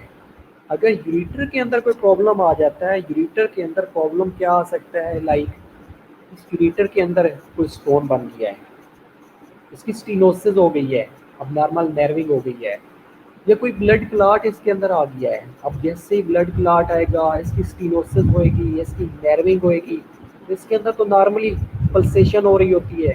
जितना भी किडनी से यूरिन बनेगा, यूरिन बनने के रिजल्ट में यूरेटर के अंदर आएगा, यूरेटर के अंदर पल्सेशन होएगी, ये पल्सेशन लीड करेगी उस यूरिन को टुवर्ड्स द ब्लैडर। अब जैसे ही ब्लैडर के अंदर आएगा तो ब्लैडर के अंदर स्टोर होना शुरू हो जाएगा। अब होगा क्या कि जैसे ही इसके अंदर ऑब्स्ट्रक्शन आ गई है, चाहे वो कैल्कुलाई बना हुआ है, चाहे उसकी स्टीनोसिस हुई है, या एक्सीडेंटल लाइगेशन हो गई है, तो उसके रिजल्ट में जो यूरिन बन रहा था किडनी से वो इस यूरेटर के अंदर अकमुलेट होएगा। तो यूरेटर के अंदर अकमुलेट होने के रिजल्ट में ureter will be dilate, ureter dilate होएगा। अब डायलेट किस वजह से हो रहा है? उस यूरिन की वजह से हो रहा है जो किडनी से बनने के बाद यूरेटर के अंदर आ रहा है। तो उस कंडीशन को हाइड्रोयूरेटर कहा जाता है। ऐसी कंडीशन जिसमें ऑब्स्ट्रक्शन ऑफ द यूरेटर की वजह से जो यूरेटर है वो डायलेट हो जाता है, उस कंडीशन को हाइड्रोयूरेटर कहा जाता है। और ये हाइड्रोयूरेटर लीड करेगा हाइड्रोनेफ्रोसिस को। हाइड्रोनेफ्रोसिस जैसे ही होएगी, that is one of the cause of post acute renal failure, post renal acute renal failure की कॉज थी। ये एक समरी थी, एक सम अप हमने कर दिया है। ये काजेज़ हैं, ये अगेन वही काजेज़ हैं जो हमने बैक स्लाइड्स पे डिस्कस की हैं कि ये डिफरेंट काजेज़ हो सकती हैं। लाइक प्री रीनल के अंदर हाइपोवोलीमिया हो सकता है। अब हाइपोवोलीमिया इन 4 वजह से हो सकता है। पहली कंडीशन हेमरेज हो गया है, एक्सेसिव ब्लड लॉस हो गया है, कोई एक्सीडेंटल कोई कंडीशंस हो गई हैं जिसमें कोई बॉडी का पार्ट कट गया है, कोई ब्लड वेसल कट गई है। जब ब्लड वेसल कट होएगी तो उसके रिजल्ट में ब्लड स्टॉप नहीं होएगा, स्पेशली जब आर्टरी कट हो जाती है तो ब्लड को स्टॉप करना इज क्वाइट डिफिकल्ट है रेदर देन वेनस सिस्टम। वो हेमरेज लीड करेगा हाइपोवोलीमिया को। इसके अलावा डिहाइड्रेशन हो गई है। अब डिहाइड्रेशन मल्टीपल काजेज हो सकती हैं। एक बनता है वो ऐसे इन्वायरमेंट पे रह रहा है जहाँ पे बहुत ही गर्मी है, तो एक्सेसिव स्वेटिंग हो रही है, इनसेंसिबल वाटर लॉसेस हो रहे हैं, उसको पता नहीं चल रहा, वो लीड कर रहा है डिहाइड्रेशन को। इसके अलावा GI फ्लूइड लॉस होना शुरू हो गए हैं, लाइक नोजिया वोमिटिंग है, डायरिया की कंडीशन है, या एक्सेसिव वोमिटिंग हो गई है। अगर वोमिटिंग होगी एक्सेसिव या डायरिया एक्सेसिव होएगा तो उसके रिजल्ट में GI लॉसेस होना शुरू हो जाएंगे, डाइसेंट्री हो गई है, fluid volume as well as blood loss होना शुरू हो जाएगा, या fluid loss due to burn injury, burn हो गया है, बर्न होने के रिजल्ट में भी फ्लूइड वॉल्यूम लॉस होना शुरू हो जाएगा। तो ये वो कंडीशंस हैं जो कि हाइपोवोलीमिया के अंदर आती हैं, चाहे वो हेमरेज हो, चाहे वो डिहाइड्रेशन हो, चाहे वो GI लॉसेस हो, चाहे वो बर्न की वजह से हो। तो ये 4 ऐसी कंडीशंस हैं जो हाइपोवोलीमिया को लीड कर रही होती हैं। इसके अलावा decrease vascular feeling, anaphylactic shock हो गया है, बॉडी के अंदर पेरिफेरल या सिस्टेमिक वेजोडाइलेशन हो गई है। अब जैसे ही वेजोडाइलेशन होएगी तो अल्टीमेटली क्या होगा? वेनस रिटर्न कम होना शुरू हो जाएगी। वेनस रिटर्न कम होएगी, क्या होगा? स्ट्रोक वॉल्यूम कम हो जाएगा, स्ट्रोक वॉल्यूम कम होएगा, कार्डियक आउटपुट कम होना शुरू हो जाएगी। इसके अलावा सेप्टिक शॉक है, सेप्सिस हो गया है, कोई इन्फेक्शन बॉडी के अंदर आ गया है, ब्लड के अंदर आ गया है, कोई बैक्टीरिया बॉडी के अंदर आ गया है, उसने क्या किया? उसने जाके बॉडी के अंदर एंडोटॉक्सिन रिलीज करना शुरू कर दिया। अब एंडोटॉक्सिन ने क्या किया? वो ब्लड वेसल्स की जो इनर लेयर होती है उनको रैप्चर करना शुरू कर दिया। जैसे इनर लेयर या मिडल लेयर रैप्चर होंगी तो उनके अंदर एबिलिटी होती है वेजो कंस्ट्रिक्शन और वेजो डायलेशन की, और वो वेजो डायलेशन या वेजो कंस्ट्रिक्शन की एबिलिटी लॉस होना शुरू हो जाएगी। जैसे वो एबिलिटी लॉस होएगी तो उसके रिजल्ट में वेस्कुलर जो फीलिंग है नॉर्मल वापस ब्लड सुपीरियर और इन्फीरियर वेना केवा में जाने के बाद राइट एट्रियम का हिस्सा बनना था, वो राइट एट्रियम का हिस्सा ही नहीं बन रहा। जब राइट एट्रियम का हिस्सा नहीं बनेगा at the end cardiac output कम हो जाएगी। इसके अलावा हार्ट फेलियर है, ये कार्डियोजेनिक शॉक है, हार्ट फेलियर हो गया है, या MI हो गया है, ये किसी वजह से कंडक्शन सिस्टम के अंदर प्रॉब्लम आ गया है, लाइक उसका primary pacemaker SA node काम नहीं कर रहा, सेकेंडरी पेस मेकर उसको मेंटेन कर रहा है लेकिन टेम्परेरी पेस मेकर डाला हुआ है, तो उसकी वजह से भी हार्ट फेलियर है, कार्डियोजेनिक शॉक है, MI है। ये क्या करेगा? इसके रिजल्ट में वो जो हमने डिस्कस किया है कि कार्डियक आउटपुट 20 से 25% हमें रिक्वायर्ड होती है टू मेंटेन GFR, वो मेंटेन नहीं होगी, कार्डियक आउटपुट मेंटेन नहीं होगी, कार्डियक आउटपुट मेंटेन नहीं होगी, GFR मेंटेन नहीं होगी। वेस्ट प्रोडक्ट्स बॉडी के अंदर अकमुलेट होना शुरू हो जाएंगे, बॉडी के अंदर वेस्ट प्रोडक्ट्स अकमुलेट होंगे, तो किडनी हम वी कैन से कि kidney is unable to remove the waste products, fluid और इलेक्ट्रोलाइट्स को मेंटेन नहीं कर पाएगा, पीएच को मेंटेन नहीं कर पाएगा, तो उस कंडीशंस को हमने कहा है कि ये एक्यूट रीनल फेलियर है। इसके अलावा decrease renal perfusion due to sepsis, septicemia हो गया है। वेजो एक्टिव मीडिएटर्स, वो वेजो एक्टिव अमाइंस जो कि वेजो कंस्ट्रक्शन करवा रहे होते हैं, सर्टेन प्रोस्टाग्लैंडन्स या वो ड्रग्स या ऐसे एजेंट्स जो डायग्नोस्टिक के तौर पे स्पेशली जो डाई दी जाती हैं, जो रेडियोलॉजिस्ट या टेक्नोलॉजिस्ट दे रहे होते हैं, वो क्या करती हैं कि वो जो ब्लड वेसल का डायमीटर है वो कम करना शुरू कर देती हैं। ब्लड वेसल का जैसे ही डायमीटर कम होएगा तो उसके रिजल्ट में क्या होगा कि blood supply towards that area will be reduced. अगर कम होएगी तो वहाँ पे इस्कीमिया होने के चांसेस होंगे, नेफ्रोटॉक्सिसिटी होने के चांसेस होते हैं। इसके अलावा इंट्राक्यूट रीनल फेलियर, इंट्राक्यूट रीनल फेलियर के अंदर ट्यूबुलर नेक्रोसिस होना शुरू हो जाएगी, एक्यूट रीनल इंजरी होएगी, ये प्रोलॉन्ग रीनल इस्कीमिया, काफ़ी टाइम के लिए ट्यूब्यूल्स के अंदर इस्कीमिया रहा है, या blood supply towards the kidney reduce रही है रीनल आर्टरी में ब्लॉकेज की वजह से, रीनल आर्टरी ब्लॉक रही है, ब्लॉकेज की वजह से इस्कीमिया हो गया है, ये नेफ्रोटॉक्सिक ड्रग्स ले लिए हैं, ये इंट्राट्यूबुलर पे ऑब्स्ट्रक्शन होना शुरू हो गई है रिजल्टिंग फ्रॉम हेमरेज, हीमोग्लोबिनूरिया। इसके अलावा मायोग्लोबिन के रिलीज होना, जिस तरह मसल के अंदर कोई डैमेज होया तो मायोग्लोबिन रिलीज होना शुरू हो गई है। एक्यूट रीनल कोई डिजीज हो सकती है, लाइक एक्यूट ग्लोमेरुलोनेफ्राइटिस हो सकता है, पाइलोनेफ्राइटिस हो सकता है, और post renal acute renal failure के अंदर बाइलेटरल यूट्रल ऑब्स्ट्रक्शन हो सकती है, लेटरल आउटलेट ऑब्स्ट्रक्शन हो सकती है। तो ये सारे प्रॉब्लम क्या करते हैं, एक्यूट रीनल फेलियर को काज कर रहे होते हैं। लेकिन कैसे काज करते हैं, विद इन 3 सेटिंग्स, चाहे वो प्रीरीनल एक्यूट रीनल फेलियर है, इधर वो इंट्राक्यूट रीनल फेलियर है, इधर वो पोस्ट एक्यूट रीनल फेलियर है। ये 3 सेटिंग्स होती हैं। अब आप लोगों ने क्या करना होता है, सबसे पहले डायग्नोज किया जाता है इसको ट्रीट करने से पहले कि प्रॉब्लम कहाँ पे है। अगर प्रॉब्लम प्रीरीनल एक्यूट रीनल फेलियर में प्रॉब्लम है तो अल्टीमेटली उसको डायग्नोज करके उसको ट्रीट किया जाता है। अगर problem with in the kidney है, लाइक इंट्राक्यूट रीनल फेलियर है, तो उसको डायग्नोज करके इंट्राक्यूट रीनल फेलियर को ट्रीट किया जाता है। अगर problem post acute renal failure के अंदर है तो उसको आइडेंटिफाई करने के बाद ट्रीट किया जाता है। पहली जो चीज़ कॉज को आइडेंटिफाई करना होता है कि प्रॉब्लम कहाँ पे है। ये नहीं है कि अगर आप प्रॉब्लम प्रीरीनल एक्यूट रीनल फेलियर का है और आप ट्रीट कर रहे हैं इंट्राक्यूट रीनल फेलियर को, या इंट्राक्यूट रीनल फेलियर का प्रॉब्लम है आप ट्रीट कर रहे हैं प्री एक्यूट रीनल फेलियर को। इसलिए सबसे पहली जो चीज़ है, आपने उस कॉज को आइडेंटिफाई करना है कि प्रॉब्लम कहाँ पे है।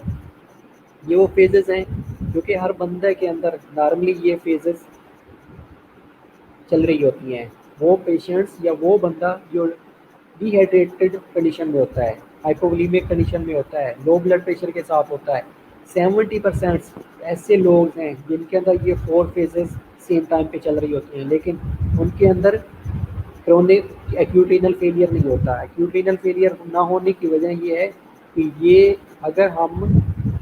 मेनली जो वजह होती है ये प्रीरीनल एक्यूट रीनल फेलियर की वजह से होती है। डिहाइड्रेशन है, हाइपोवोलेमिया है, लो ब्लड प्रेशर है, ब्लड प्रेशर को मेंटेन कर लें, हाइपोवोलेमिया को ट्रीट कर लें, डिहाइड्रेशन को लेवल को मेंटेन कर लें, तो ultimately that will be reversed. Renal failure को रिवर्स किया जा सकता है।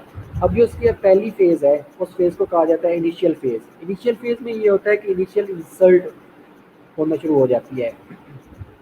होता कैसे है कि सपोज़ आप किसी ने पानी नहीं पिया, कुछ दिन के लिए पानी नहीं पिया, अगर पानी नहीं पिएगा तो डू यू थिंक कि उसका हाइड्रेशन का लेवल मेंटेन होगा? डेफिनेटली नहीं होगा। अगर हाइड्रेशन का लेवल मेंटेन नहीं होएगा तो अल्टीमेटली होगा क्या कि ब्लड वॉल्यूम या ब्लड के अंदर जो वाटर का कंटेंट है वो कम होना शुरू हो जाएगा। अगर ब्लड के अंदर वाटर का लेवल कम होना शुरू हो जाएगा तो कार्डियक आउटपुट डेफिनेटली कम होएगी। कार्डियक आउटपुट कम होएगी तो उसका इफेक्ट पड़ेगा GFR के ऊपर, क्योंकि जो रिक्वायर्ड कार्डियक आउटपुट है वो कितनी है, वो 20 से 25% है टू मेंटेन GFR। GFR कितनी है, 125 ml पर मिनट है। तो अगर हाइपोवोलेमिया कंडीशन है या कार्डियक आउटपुट कम हुई है उसके रिजल्ट में ओलिगोरिया डेवलप होना शुरू हो जाएगा। अब ये ओलिगोरिया कैसे डेवलप होएगा? अब जैसे ही फ्लूइड वॉल्यूम डेफिसिट होएगा, फ्लूइड वॉल्यूम डेफिसिट होने के रिजल्ट में ये ब्लड किडनी की तरफ जाएगा। अब किडनी के अंदर उसका हार्मोनल फंक्शन है, क्या करेगा? रॉ सिस्टम को एक्टिवेट कर देगा, एडीएच को एक्टिवेट कर देगा। अब जैसे ही बॉडी के अंदर डिहाइड्रेशन की कंडीशन होगी, ऑस्मो रिसेप्टर फौरन डिटेक्ट करेंगे। ऑस्मो रिसेप्टर डिटेक्ट करने के लिए करेंगे तो करके क्या करेंगे? जैसे उन्होंने डिटेक्ट किया, हाइपोथैलेमस को इंडिकेटर दिया, हाइपोथैलेमस ने क्या किया? पोस्टीरियर पिट्यूटरी को एक्टिवेट किया, एडीएच को रिलीज कर दिया। अब जैसे ही एडीएच रिलीज हुआ, उसने क्या किया? उसने जाके एक्वापोरस को ब्लॉक कर दिया। अब जो वाटर, वो वाटर जो यूरन में एलिमिनेट हो रहा था, वो वाटर जो यूरन में एलिमिनेट हो रहा था, वो वाटर रीअब्जॉर्ब होना शुरू हो गया। अब जैसे ही वो वाटर रीअब्जॉर्ब होएगा तो उसके रिजल्ट में जो नॉर्मल यूरन आउटपुट थी विल बी रिड्यूस्ड। जो रिड्यूस होएगी क्योंकि बॉडी के अंदर डिहाइड्रेशन की कंडीशन है, फ्लूइड वॉल्यूम डेफिसिट की कंडीशन है। तो उस फ्लूइड वॉल्यूम डेफिसिट को फुलफिल करने के लिए किडनी ने एडीएच को रिलीज करवाया, एडीएच ने एक्वापोरन ब्लॉक किया और उसके रिजल्ट में जो नॉर्मली यूरन आउटपुट थी उसको रिड्यूस कर दिया। जैसे ही नॉर्मली यूरन आउटपुट रिड्यूस होएगी, उस कंडीशन को कहा जाता है ओलिगोरिया कंडीशन, ओलिगोरिक कंडीशन या ओलिगोरिया डेवलप हो गया। ये इनिशिएशन फेज थी। दूसरी फेज होती है ओलिगोरिक फेज। अब ओलिगोरिक फेज में ये होता है कि जितने भी वेस्ट प्रोडक्ट्स हैं, स्पेशली यूरिया क्रिएटिनिन है, यूरियल क्रिएटिनिन है, ये ऑर्गेनिक एसिड्स हैं, ये इंट्रासेलुलर केटाइंस हैं, लाइक मैग्नीशियम है, पोटेशियम है, इनका लेवल बढ़ना शुरू हो जाएगा। इनका लेवल क्यों बढ़ेगा? क्योंकि इन्होंने तो एलिमिनेट होना था, यूरिया और क्रिएटिनिन ने एलिमिनेट होना था, पोटेशियम ने एलिमिनेट होना था, लेकिन होगा क्या? एलिमिनेट ही नहीं हो रहा है। क्यों नहीं एलिमिनेट हो रहा है? क्योंकि बॉडी के अंदर फ्लूइड वॉल्यूम डेफिसिट था। जो यूरन में एलिमिनेट होने थे वो नॉर्मली यूरन कम बन रहा है, फ्लूइड कम जा रहा है। तो उसके रिजल्ट में इनकी कंसंट्रेशन बढ़ना शुरू हो जाएगी। जैसे ही इनकी कंसंट्रेशन बढ़ेगी तो इसके साथ specific gravity of the यूरन will be increased और जो यूरन का कलर है वो येलोविश होना शुरू हो जाएगा। अब ये जो स्टेज है ये क्या शो कर रही होती है कि बॉडी के अंदर डिहाइड्रेशन की कंडीशन है, ओलिगोरिक फेज है, बॉडी के अंदर हाइपोवोलेमिया की कंडीशन है या फ्लूइड वॉल्यूम डेफिसिट की कंडीशन है। उस वजह से ओलिगोरिक फेज डेवलप हो चुकी है। उसमें होगा क्या कि जो यूरिनरी आउटपुट है लेस देन 400 सीसी या 400 ml for 24 hours urine output होएगी और ये 1 से 3 वीक तक कंसिस्टेंटली रहेगी। अब जो तीसरी फेज होती है डायूरेटिक फेज होती है। डायूरेटिक फेज में ये होता है कि जैसे ही ओलिगोरिया डेवलप हुआ था उसके रिजल्ट में बेस प्रोडक्ट्स अकमुलेट हो रहे थे। अब आप लोगों ने पानी लेना शुरू कर दिया, रिकवर होना शुरू कर दिया। फ्लूइड वॉल्यूम जो डेफिसिट था, ये जो डिहाइड्रेशन की कंडीशन थी उसको मेंटेन करना शुरू कर दिया। फ्लूइड वॉल्यूम डेफिसिट को मेंटेन किया, फ्लूइड देखिए, नॉर्मल सलाइन देके, व्हाटएवर जो भी रिकमेंडेड सॉल्यूशंस होएगा, जो डॉक्टर रिकमेंड करेगा वो आपने उसको दिया, पेशेंट्स को दिया। अब जैसे ही पेशेंट्स को आपने वो डायूरेटिक्स दी, डायूरेटिक्स कह रहा हूँ, वो जो फ्लूइड दिया, वो फ्लूइड देने के रिजल्ट में उसकी जो GFR है या उसकी कार्डिक आउटपुट मेंटेन होना शुरू हो गई है। कार्डिक आउटपुट जैसे ही मेंटेन होएगी उसके रिजल्ट में GFR मेंटेन होना शुरू हो जाएगी। अब GFR इंक्रीज इसमें क्यों होएगी? इसमें GFR इसलिए इंक्रीज होएगी कि जितने भी ऑलरेडी वेस्ट प्रोडक्ट्स बॉडी के अंदर कमूलेट हो रहे थे उसको जल्दी से जल्दी एलिमिनेट किया जा सके, इसलिए कि वो बॉडी के अंदर कोई इंजरी ना काज कर दें। इसलिए उससे प्रिवेंट करने के लिए GFR इंक्रीज होएगी और हाइपोटोनिक यूरन प्रोड्यूस होना शुरू हो जाएगा। Diuretic phase. चौथी जो फेज होती है वो रिकवरी फेज होती है। रिकवरी फेज में ट्यूब्यूल्स के अंदर हो सकता है पार्शली नेक्रोसिस होना शुरू हुई थी, तो वो अपना जो नॉर्मल फंक्शन था वो रिस्टोर करना शुरू कर देते हैं। उनका नॉर्मल जो फंक्शन था रीअब्जॉर्प्शन और सिक्रीशन का फंक्शन था, एक्सक्रीशन का फंक्शन था। तो उन्होंने क्या किया, डायूरेटिक फेज के बाद उनको पता चला कि GFR नॉर्मल हो गई है। जैसे GFR नॉर्मल हुई है तो उसके रिजल्ट में हमने क्या करना है कि वो जो सिक्रीशन का फंक्शन है उसको नॉर्मल करें, जो रीअब्जॉर्प्शन का फंक्शन है उसको नॉर्मल करें, जितनी भी चीज़ें रिक्वायर्ड हैं उनको नॉर्मल करने शुरू कर दें। वो नॉर्मल करना शुरू कर देंगे, उस वजह से जो ट्यूबुलर फंक्शन है that will be reduce restored. उसके अलावा कुछ टाइम के बाद diuresis will be subside, diuresis खत्म हो जाए शुरू हो जाएगी और आप किडनी जो है ये नॉर्मल फंक्शन शुरू कर देगा। ये वो कंडीशंस हैं जिसमें 70% लोग जो कि डिहाइड्रेटेड होते हैं, हाइपोवोलेमिया के साथ होते हैं, या फ्लूइड वॉल्यूम डेफिसिट के साथ होते हैं, या हाइपोटेंसिव होती हैं, वो पेशेंट्स सफ़र कर रहे होते हैं। लेकिन इनके अंदर होता क्या है कि ये दोबारा रिकवर हो जाते हैं। इनके लिए कोई एग्रेसिव ट्रीटमेंट की ज़रूरत नहीं होती। तो comes towards the clinical manifestations. अब हम देखते हैं क्लिनिकल मैनिफेस्टेशन क्या क्या हो सकती हैं। तो हमने डिस्कस किया था कि सोडियम और वाटर मेंटेन करना ज़रूरी होता है, पोटाशियम को एलिमिनेट करवाना बड़ा ज़रूरी होता है। किडनी के हमने डिफरेंट फंक्शंस भी देखे हैं।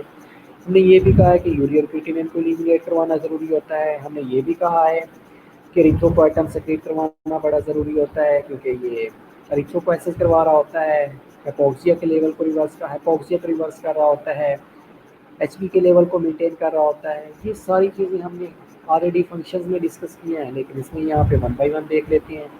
अब कार्डियोवैस्कुलर सिस्टम, हार्ट के ऊपर क्या क्या प्रॉब्लम हो सकती हैं।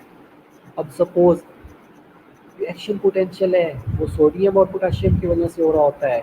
अगर सोडियम और पोटाशियम किसी वजह से रीअरेंज हो गए हैं, चाहे वो रीनल काज है या अदर देन रीनल काज है, तो उसकी वजह से अर्दमियाज होना शुरू हो जाते हैं।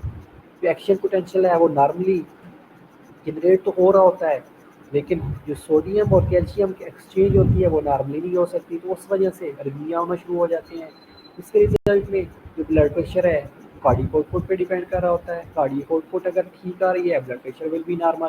कार्डियक आउटपुट ज़्यादा होना शुरू हो गई है, ब्लड प्रेशर अल्टीमेटली ज़्यादा होएगा। पेरिफेरल रेजिस्टेंस, अब ये जो ब्लड प्रेशर है 2 चीज़ों पे डिपेंड कर रहा होता है, one is cardiac output, other is peripheral resistance. अगर किसी वजह से पेरिफेरल रेजिस्टेंस बढ़ गई है, कार्डियक आउटपुट बढ़ गई है, ब्लड प्रेशर ज़्यादा होना शुरू हो जाएगा। अगर पेरिफेरल रेजिस्टेंस कम हो गई है, कार्डियक आउटपुट कम हो गई है, ब्लड प्रेशर कम होना शुरू हो जाएगा। लेकिन अगर पेरिफेरल रेजिस्टेंस भी नहीं है, नॉर्मल है, कार्डियक आउटपुट भी नॉर्मल है, डेफिनेटली जो ब्लड प्रेशर है दैट विल बी नॉर्मल। इसके अलावा अनीमियाज हो सकते हैं। अनीमिया, एरिथ्रोपोएटिन सेक्रेट नहीं हो रहा, एरिथ्रोपोएटिन सेक्रेट नहीं होएगा, आरबीसीज की प्रोडक्शन नहीं होएगी, आरबीसीज की प्रोडक्शन नहीं होगी, that will lead to anaemia. Pulse हो सकती है डिपेंडिंग ऑन द फ्लूइड, ये बॉडी के अंदर फ्लूइड कितना है। अगर फ्लूइड वॉल्यूम डेफिसिट है, रैपिड पल्स होना शुरू हो जाएगी। अगर फ्लूइड वॉल्यूम ज़्यादा है, बॉन्डिंग पल्स होना शुरू हो जाएगी। नॉर्मल है, फ्लूइड वॉल्यूम नॉर्मल है, डेफिनेटली जो पल्स है वो नॉर्मल हो सकती है।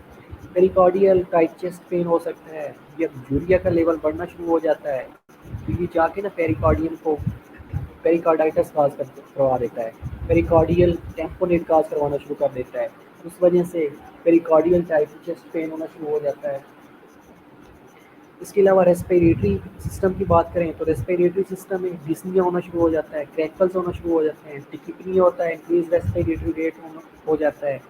तो स्मॉल रेस्पिरेशन होती हैं जिसमें लेपर्ड as well as rapid breathing होना शुरू हो जाती हैं। अगर मेंटल स्टेटस देखा जाए तो उसमें लेथर्जी हो सकती है, ट्रेमर्स होना शुरू हो जाते हैं, मेमोरी लॉस होना शुरू हो जाती है, कन्फ्यूजन होते हैं। मस्कुलोस्केलेटल सिस्टम में अगर देखा जाए तो मसल्स स्पैज्म होना शुरू हो जाती है, वीकनेस होना शुरू हो जाती है। और मोस्टली वो पेशेंट्स जो रीनल फेलियर के साथ होते हैं बड़े खर्चे होते हैं। इसके अलावा यूरिनो यूरिनरी सिस्टम में देखा जाए ओलिगोरिया होना शुरू हो जाता है। Oliguria urine output less than 400 cc या एमएल पर डे। एन्यूरिया होता है, यूरिन कलर कंसनट्रेटेड होने की वजह से मोर येल्विश होता है। अगर कोई इन्फेक्शन है तो उसके रिजल्ट में स्मेल आना शुरू हो सकती है। GI की मैनिफेस्टेशन अगर देखी जाए तो उसमें ड्राई टंग, म्यूकस मेम्ब्रेन होना शुरू हो जाती है, as well as nausea, vomiting हो सकता है। पिगमेंटरी सिस्टम स्किन की बात करें तो उसमें मॉइस्ट होती है, वार्म और पिटिंग एडीमा होना शुरू हो जाता है। ये पिटिंग एडीमिया हम कॉम्प्लिकेशन में डिस्कस करेंगे कि ये पिटिंग एडीमिया क्यों होना शुरू हो जाता है। स्किन टर्गर कम होना शुरू हो जाता है, ब्रूजेस होना शुरू हो जाते हैं, पेलर कलर होना शुरू हो जाता है, थिन ब्रिटल हेयर और नेल्स होने शुरू हो जाते हैं। इसके रिजल्ट में अगर हम मेडिकल मैनेजमेंट करनी है, सबसे पहली चीज़ मेडिकल मैनेजमेंट के अंदर आइडेंटिफाइंग दी अंडरलाइंग काज कि काज क्या है। अगर कॉज पेरिनील एक्यूट रीनल फेलियर है तो उसको प्री एक्यूट रीनल फेलियर ही ट्रीट करें। Cause intra acute renal failure की है तो इंट्रा एक्यूट रीनल फेलियर को ट्रीट करें। अगर पोस्ट एक्यूट रीनल फेलियर की कॉज है तो पोस्ट एक्यूट रीनल फेलियर को ट्रीट करें। पहली जो चीज़ आइडेंटिफाई करनी है वो अपनी कॉज को आइडेंटिफाई करना है। दूसरी condition retain fluid volume deficit through use of blood products. उसके बाद अगर फ्लूइड वॉल्यूम डेफिसिट है तो ब्लड प्रोडक्ट से उसको मेंटेन किया जा सकता है। ब्लड प्रोडक्ट्स दें, ब्लड प्रोडक्ट्स दें। इसके अलावा सॉल्यूशंस आते हैं लाइक आइसोटोनिक सॉल्यूशंस आते हैं। आइसोटोनिक सॉल्यूशंस दें जिसमें नॉर्मल सलाइन है 0.9% है। इलेक्ट्रोलाइट्स अपने डोज ऑफ प्लाज्मा, ये आइसोटोनिक सॉल्यूशंस है। नॉर्मल सलाइन भी है रिकमेंडेड, अगर डॉक्टर रिकमेंड कर रहा है तो आप उसको दें। इसके अलावा पैक आरबीसी दे सकते हैं ब्लड वॉल्यूम को इंक्रीज करने के लिए। इसके अलावा अनीमिया को ट्रीट करने के लिए डायबिटिक्स। अगर इंट्रा एक्यूट रीनल फेलियर है और पोस्ट एक्यूट रीनल फेलियर है तो उसके अंदर post acute renal failure specially जिसमें या तो लाइगेशन हुई हुई है, यूरिटर एक्सीडेंटल यूरिटर लाइगेशन हो चुकी है, बीपीएच हो चुका है, या पैसेज ऑफ यूरिन के अंदर कोई ऑब्स्ट्रक्शन है तो उसमें डाययूरेटिक्स अल्ट्रा इंडिकेटेड है, कभी भी नहीं देने। अदरवाइज हाइड्रोयूरेटर होएगा, हाइड्रोनेफ्रोसिस होगी और पोस्ट एक्यूट रीनल फेलियर का पेशेंट बर्स्ट होना शुरू हो जाएगा। इसके अलावा डोपामीन आइनोट्रोपिक एजेंट्स थे। अगर हार्ट फेलियर का पेशेंट्स हैं क्योंकि कार्डियक आउटपुट को मेंटेन नहीं कर रहा तो आइनोट्रोपिक एजेंट्स थे। इसके अलावा सोडियम बाइकार्बोनेट्स थे लाइक मेटाबॉलिक एसिडोसिस हो चुकी होती है, प्लाज्मा बाइकार्बोनेट्स बढ़ चुकी होती हैं जो कि एसिडोसिस को रिवर्स कर रहे होते हैं, तो सोडियम बाइकार्बोनेट्स दे सकते हैं। ये कॉम्प्लिकेशंस हैं। इधर कॉम्प्लिकेशंस, तो कॉम्प्लिकेशन में पहली जो कॉम्प्लिकेशन होती है rearrangement in the volume regulation. Kidney का काम था, पहला हमने डिस्कस किया था कि सोडियम और वाटर को इसमें लेवल को मेंटेन करना है, पोटेशियम को एक्सक्रीट आउट करवाना है। अगर एक्यूट रीनल फेलियर का पेशेंट्स है तो उसके अंदर सोडियम और वाटर का लेवल मेंटेन ही नहीं हो रहा। अगर सोडियम और वाटर का लेवल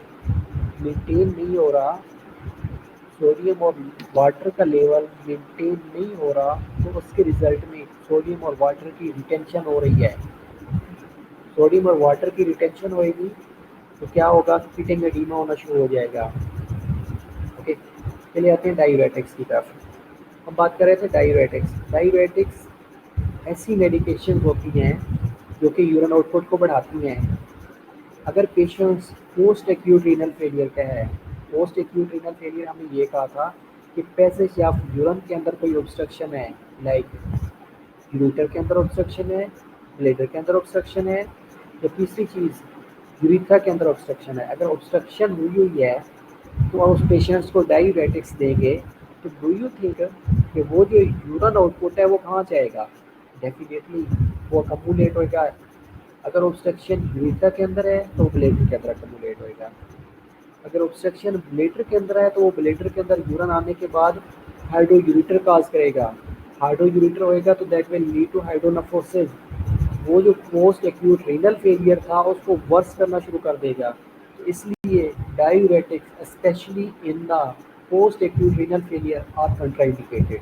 दूसरा कोस्मोस रेस्पिरेशन में ये होता है कि ये लेबल्ड रैपिड ब्रीदिंग होना शुरू हो जाती है ताकि बॉडी के अंदर एसिडोसिस, मेटाबॉलिक एसिडोसिस भी हो रहा होता है और रेस्पिरेटरी एसिडोसिस भी हो रहा होता है। अब ये जो एक दूसरे को कंपनसेट कर रहे होते हैं इसलिए वो पेशेंट्स लेबल्ड ब्रीथिंग कर रहा होता है, टिकिपनिया के साथ ब्रीथिंग कर रहा होता है। इसके अलावा ये यूरिया जब लेवल बढ़ जाता है ना यूरिया का, ये क्या करता है, ये जाके नीमोसाइट्स को डैमेज करना शुरू कर देता है। ये जो लंग्स की पैरेन्काइमल लेयर है ना, विसरल और ब्राइटल फ्लोरा, उनको जाके डैमेज करना शुरू कर देता है। जैसे वो डैमेज होएंगी उनके दरमियान जो फ्लूइड होता है जो फ्रिक्शन को कम कर रहा होता है दैट विल बी रिड्यूस्ड, वो एक दूसरे के ऊपर रब करना शुरू कर देती हैं। उस वजह से भी कोस्मोल ब्रीथिंग या कोस्मोल रेस्पिरेशन होने के चांसेस होते हैं। तो complications, rearrangement and fluid regulations. पहला हमने ये कहा था कि raw system as well as PDH क्या कर रहा होता है कि फ्लूइड वॉल्यूम को मेंटेन कर रहा होता है, एज वेल एज सोडियम के लेवल को मेंटेन कर रहा होता है और पोटेशियम को एक्सक्रीट आउट करवा रहा होता है। अगर रास सिस्टम ही नहीं रहेगा, एडीएच रिलीज ही नहीं होगा, डू यू थिंक सोडियम और वाटर का लेवल मेंटेन होएगा? डेफिनेटली नहीं होएगा। अगर ये सोडियम और वाटर का लेवल मेंटेन नहीं होएगा तो ये बॉडी के अंदर अकमुलेट होना शुरू हो जाएगा। जैसे ही बॉडी के अंदर अकमुलेट होएगा तो ये फ्लूइड इंटरस्टिशियल स्पेस के अंदर आना शुरू हो जाएगा। जैसे इंटरस्टिशियल स्पेस के अंदर अकमुलेट होएगा तो उस कंडीशन को कहा जाता है ये एडीमा है।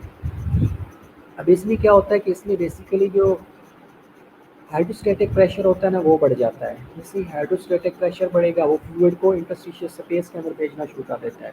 इंटरस्टिशियल स्पेस के अंदर फ्लूइड जाएगा, वापस नहीं जाएगा, वापस नहीं जाएगा तो वहाँ पे रहेगा तो उसको कहा जाता है ये एडीमा होना शुरू हो जाता है। अगर ये फ्लूइड वेनस रिटर्न बढ़ाएगा, फ्लूइड ब्लड वेसल्स के अंदर फिर रहा है, फ्लूइड वॉल्यूम डेफिसिट नहीं है, फ्लूइड वॉल्यूम का लेवल बढ़ गया है तो वेनस रिटर्न बढ़ाएगा। जैसे वेनस रिटर्न बढ़ाएगा तो उसका इफेक्ट किसके ऊपर पड़ेगा? हार्ट के ऊपर पड़ेगा। हार्ट की तरफ वेनस रिटर्न बढ़ गई है, ज़्यादा से ज़्यादा ब्लड आ रहा है। जब ज़्यादा से ज़्यादा ब्लड आ रहा है तो हार्ट को क्या करना पड़ेगा? ज़्यादा फोर्स के साथ उस ब्लड को इजेक्ट करना पड़ेगा। उस ब्लड को इजेक्ट करने के लिए ज़्यादा फोर्स लगानी पड़ेगी और एक टाइम आएगा कि ये फ्लूइड वॉल्यूम इंक्रीज होने की वजह से या फ्लूइड वॉल्यूम ओवरलोड होने की वजह से कंजेस्टिव हार्ट फेलियर होना शुरू हो जाएगा। ऑटोइम्यून डिसीज़ ये होती है कि जिसमें जो इम्यून सेल्स हैं वो अपने ही सेल्स को फौरन आइडेंटिफाई करते हैं और उनको किल करना शुरू कर देते हैं, उसको कहा जाता है ऑटोइम्यून डिसीज़। अब इसमें जो क्रोनिक रीनल फेलियर है उसमें सर्टेन ऑटोइम्यून डिसीज़ हो सकती हैं लाइक SLE की, इसके अलावा रूमेटॉइड आर्थराइटिस ये भी काज कर रही होती है, या कोई जेनेटिक प्रीडिस्पोजिशंस होती हैं जिसमें स्मॉल किडनी के अंदर सिस्ट बनना शुरू हो जाते हैं। तो ये कोई जीन्स के अंदर भी प्रॉब्लम हो सकता है, इम्यून सिस्टम के अंदर भी प्रॉब्लम हो सकता है कि वो अपने ही सेल को फौरन आइडेंटिफाई करके उनको किल करना शुरू कर देता है।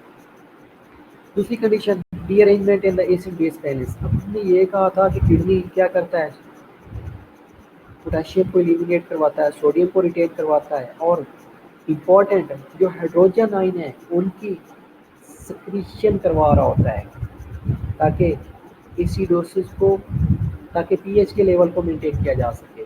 जब टिब्यूल्स के अंदर प्रॉब्लम आ जाएगा तो वो जो हाइड्रोजन आयंस हैं उसकी सक्रीशन नहीं होगी तो डेफिनेटली उसके रिजल्ट में जो पीएच का लेवल है वो मेंटेन नहीं होएगा। जब पीएच का लेवल मेंटेन नहीं होगा तो ये प्रोग्रेसिवली मेटाबॉलिक एसिडोसिस को लीड करेगा। अब जैसे मेटाबॉलिक एसिडोसिस हो जाएगी ये कंपनसेट करने की कोशिश करेगा through respiratory system. Respiratory system में इसको कंपनसेट करना शुरू करेगा। जैसे रेस्पिरेटरी सिस्टम ट्राई करेगा कंपनसेशन की, उसमें शॉर्टनेस ऑफ ब्रेथ होना शुरू हो जाएगी। इसके अलावा तीसरी कंडीशन रीअरेंजमेंट इन इलेक्ट्रोलाइट बैलेंस। जो इलेक्ट्रोलाइट्स हैं वो इम्बैलेंस होना शुरू हो जाती हैं, स्पेशली हाइपरक्लीमिया। ये डिस्कस किया था कि पोटेशियम को एलिमिनेट करवाना होता है किडनी में through aldosterone, through the secretion of aldosterone. अगर पोटेशियम एलिमिनेट नहीं होएगा ब्लड के अंदर अकमुलेट होएगा, ब्लड के अंदर अकमुलेट होएगा उस कंडीशन को हाइपरक्लीमिया कहा जाता है। और हाइपोकैल्सीमिया विच में लीड टू अरिथमियाज, कैल्शियम का लेवल कम। हाइपरक्लीमिया और हाइपोकैल्सीमिया ये अरिथमियाज को लीड करते हैं एंड रिड्यूस मायोकार्डियल कंट्रैक्टिलिटी। और ये क्या करते हैं कि जो कंट्रैक्टिलिटी ऑफ द मायोकार्डियम है उसको रिड्यूस कर देते हैं। इसकी वजह से मसल वीकनेस होती है और न्यूरोमस्कुलर एक्साइटेबिलिटी होना शुरू हो जाती है और बाद में पेशेंट्स के अंदर ट्रेमर्स होते हैं, लाइक सीयर्स होना शुरू हो जाते हैं। ये ऐसी कंडीशंस हैं जैसे इलेक्ट्रोलाइट्स इम्बैलेंस होंगे जिनमें मेनली हाइपरक्लीमिया और हाइपोकैल्सीमिया है, that will lead to arrhythmia and reduced myocardial contractility, जिसके रिजल्ट में जो मसल्स हैं उनकी वीकनेस होना शुरू हो जाएगी और न्यूरोमस्कुलर एक्साइटेबिलिटी होना शुरू हो जाएगी और जो अरिथमियाज हैं वो मोर वर्सन होना शुरू हो जाएंगे।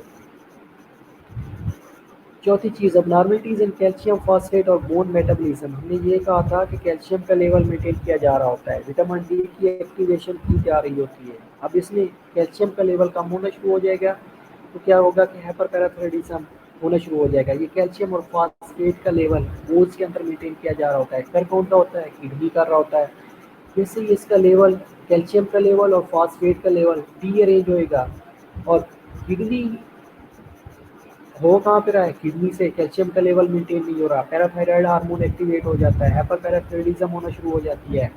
उसकी वजह से जो बोन्स हैं उनके अंदर कैल्शियम और फास्फेट का लेवल या कैल्शियम और फास्फेट की होम्योस्टेसिस मेंटेन नहीं होती।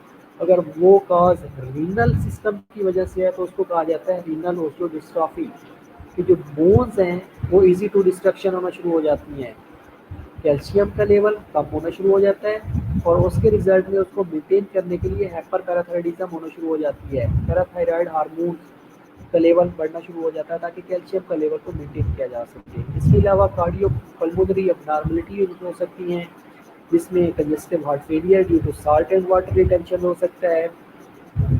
Cardiac pulmonary abnormalities, congestive heart failure due to salt and water retention, fluid volume ज़्यादा होगी, हार्ट की तरफ ब्लड सप्लाई ज़्यादा आएगी तो हार्ट को पंप करने में ज़्यादा एफर्ट लगाना पड़ेगा, तो ये लीड करेगा कंजेस्टिव हार्ट फेलियर को। Hypertension due to hypovolaemia, fluid volume ज़्यादा होएगा, वो लीड करके आएगा हाइपर टेंशन को, ब्लड प्रेशर ज़्यादा होएगा, कार्डियक आउटपुट ज़्यादा होएगी। यूरिमिक पेरिकार्डाइटिस, यूरिया का लेवल जब ज़्यादा होएगा तो ये क्या करेगा कि पेरिकार्डाइटिस काज करवाएगा। Pericarditis inflammation of the pericardium, जैसे इन्फ्लेमेशन होएगी तो वहाँ पे इन्फ्लेमेटरी एक्सोडेशन होना शुरू हो जाएगी, फ्लूइड अकमुलेट होएगा, फ्लूइड जैसे अकमुलेट हो जाएगा that will lead to cardiac tamponade. उसके अलावा यूरिमिक नीमोनाइटिस, यूरिया का लेवल जैसे ही बढ़ेगा तो ये एक तो नीमोसाइट्स वो लंग्स के पैरेन्काइमा या लंग्स के सेल को डैमेज करेगा। दूसरी कंडीशन ये कि पार्टल और विस्टल प्लूरा के दरमियान जो फ्लूइड होता है, जो फ्रिक्शन को कम कर रहा होता है, उसको ये इन्फ्लेमेशन होने की वजह से वो जो फ्लूइड है वो कम होना शुरू हो जाता है, तो फ्रिक्शन बढ़ना शुरू हो जाती है। फ्रिक्शन बढ़ेगी तो उसकी वजह से ये यूरिमिक नीमोनाइटिस काज कर रहा होता है। इसके अलावा हेमेटोपोएटिक अबनॉर्मलिटीज़ हो सकती हैं, लाइक अनीमिया हो सकता है जिसमें एरिथ्रोपोएटिन प्रोड्यूस नहीं होता, किडनी की जिसमें मेसेंजियल जो सेल हैं वो एरिथ्रोपोएटिन को रिलीज़ कर रहे होते हैं, जब मेसेंजियल सेल ही नहीं रहेंगे तो एरिथ्रोपोएटिन प्रोड्यूस नहीं होगा। इसलिए क्रोनिक रीनल फेलियर के जितने भी पेशेंट्स आते हैं उनके अंदर उनको एरिथ्रोपोएटिन दिया जाता है। हिमोलिटिक यूरेमिक सिंड्रोम हो सकता है, जीआई मैनिफेस्टेशन में नोजिया, वोमिटिंग और एनोरेक्सिया हो सकता है। स्किन abnormalities में peculiar shallow coloration of skin due to accumulation of urine pigment in the skin, especially यूरोक्रोम्स हो सकते हैं और न्यूरोमस्कुलर जंक्शन हो सकते हैं, यूरिमिक एन्सेफलोपैथी और पेरिकार्डिया और पेरिफेरल नेफ्रोपैथी हो सकती हैं। थैंक यू, आज के लिए इतना ही काफ़ी है और नेक्स्ट क्लास में इंशाल्लाह we will discuss chronic renal failure और chronic renal failure as well as end stage renal failure. तो अगर हम इसको सम अप करना चाहें तो आज हमने जो डिस्कस किया है उसमें हमने नेफ्रॉन के फंक्शन और स्ट्रक्चर्स को देखा है, उसके अलावा हमने रीनल ब्लड फ्लो को देखा है, उसके अलावा different functions of the kidney देखा है, उसके बाद हमने रीनल फेलियर को डिस्कस किया है, दैन उसकी स्टेजेस को डिस्कस किया है। स्टेजेस को डिस्कस करने के बाद हमने उसकी डिफरेंट फेजेस देखी हैं, फेजेस देखने के बाद हमने उसकी साइन और सिम्टम्स देखी हैं, दैन उसकी मेडिकल मैनेजमेंट देखी है और इसके बाद हमने उसकी कॉम्प्लिकेशन देखी है। Thank you very much, thank you all. और इंशाल्लाह नेक्स्ट क्लास में जो क्वेरीज होंगी आपकी वो डिस्कस कर लेंगे और क्रोनिक रीनल फेलियर को डिस्कस करेंगे। Okay, see you, bye bye.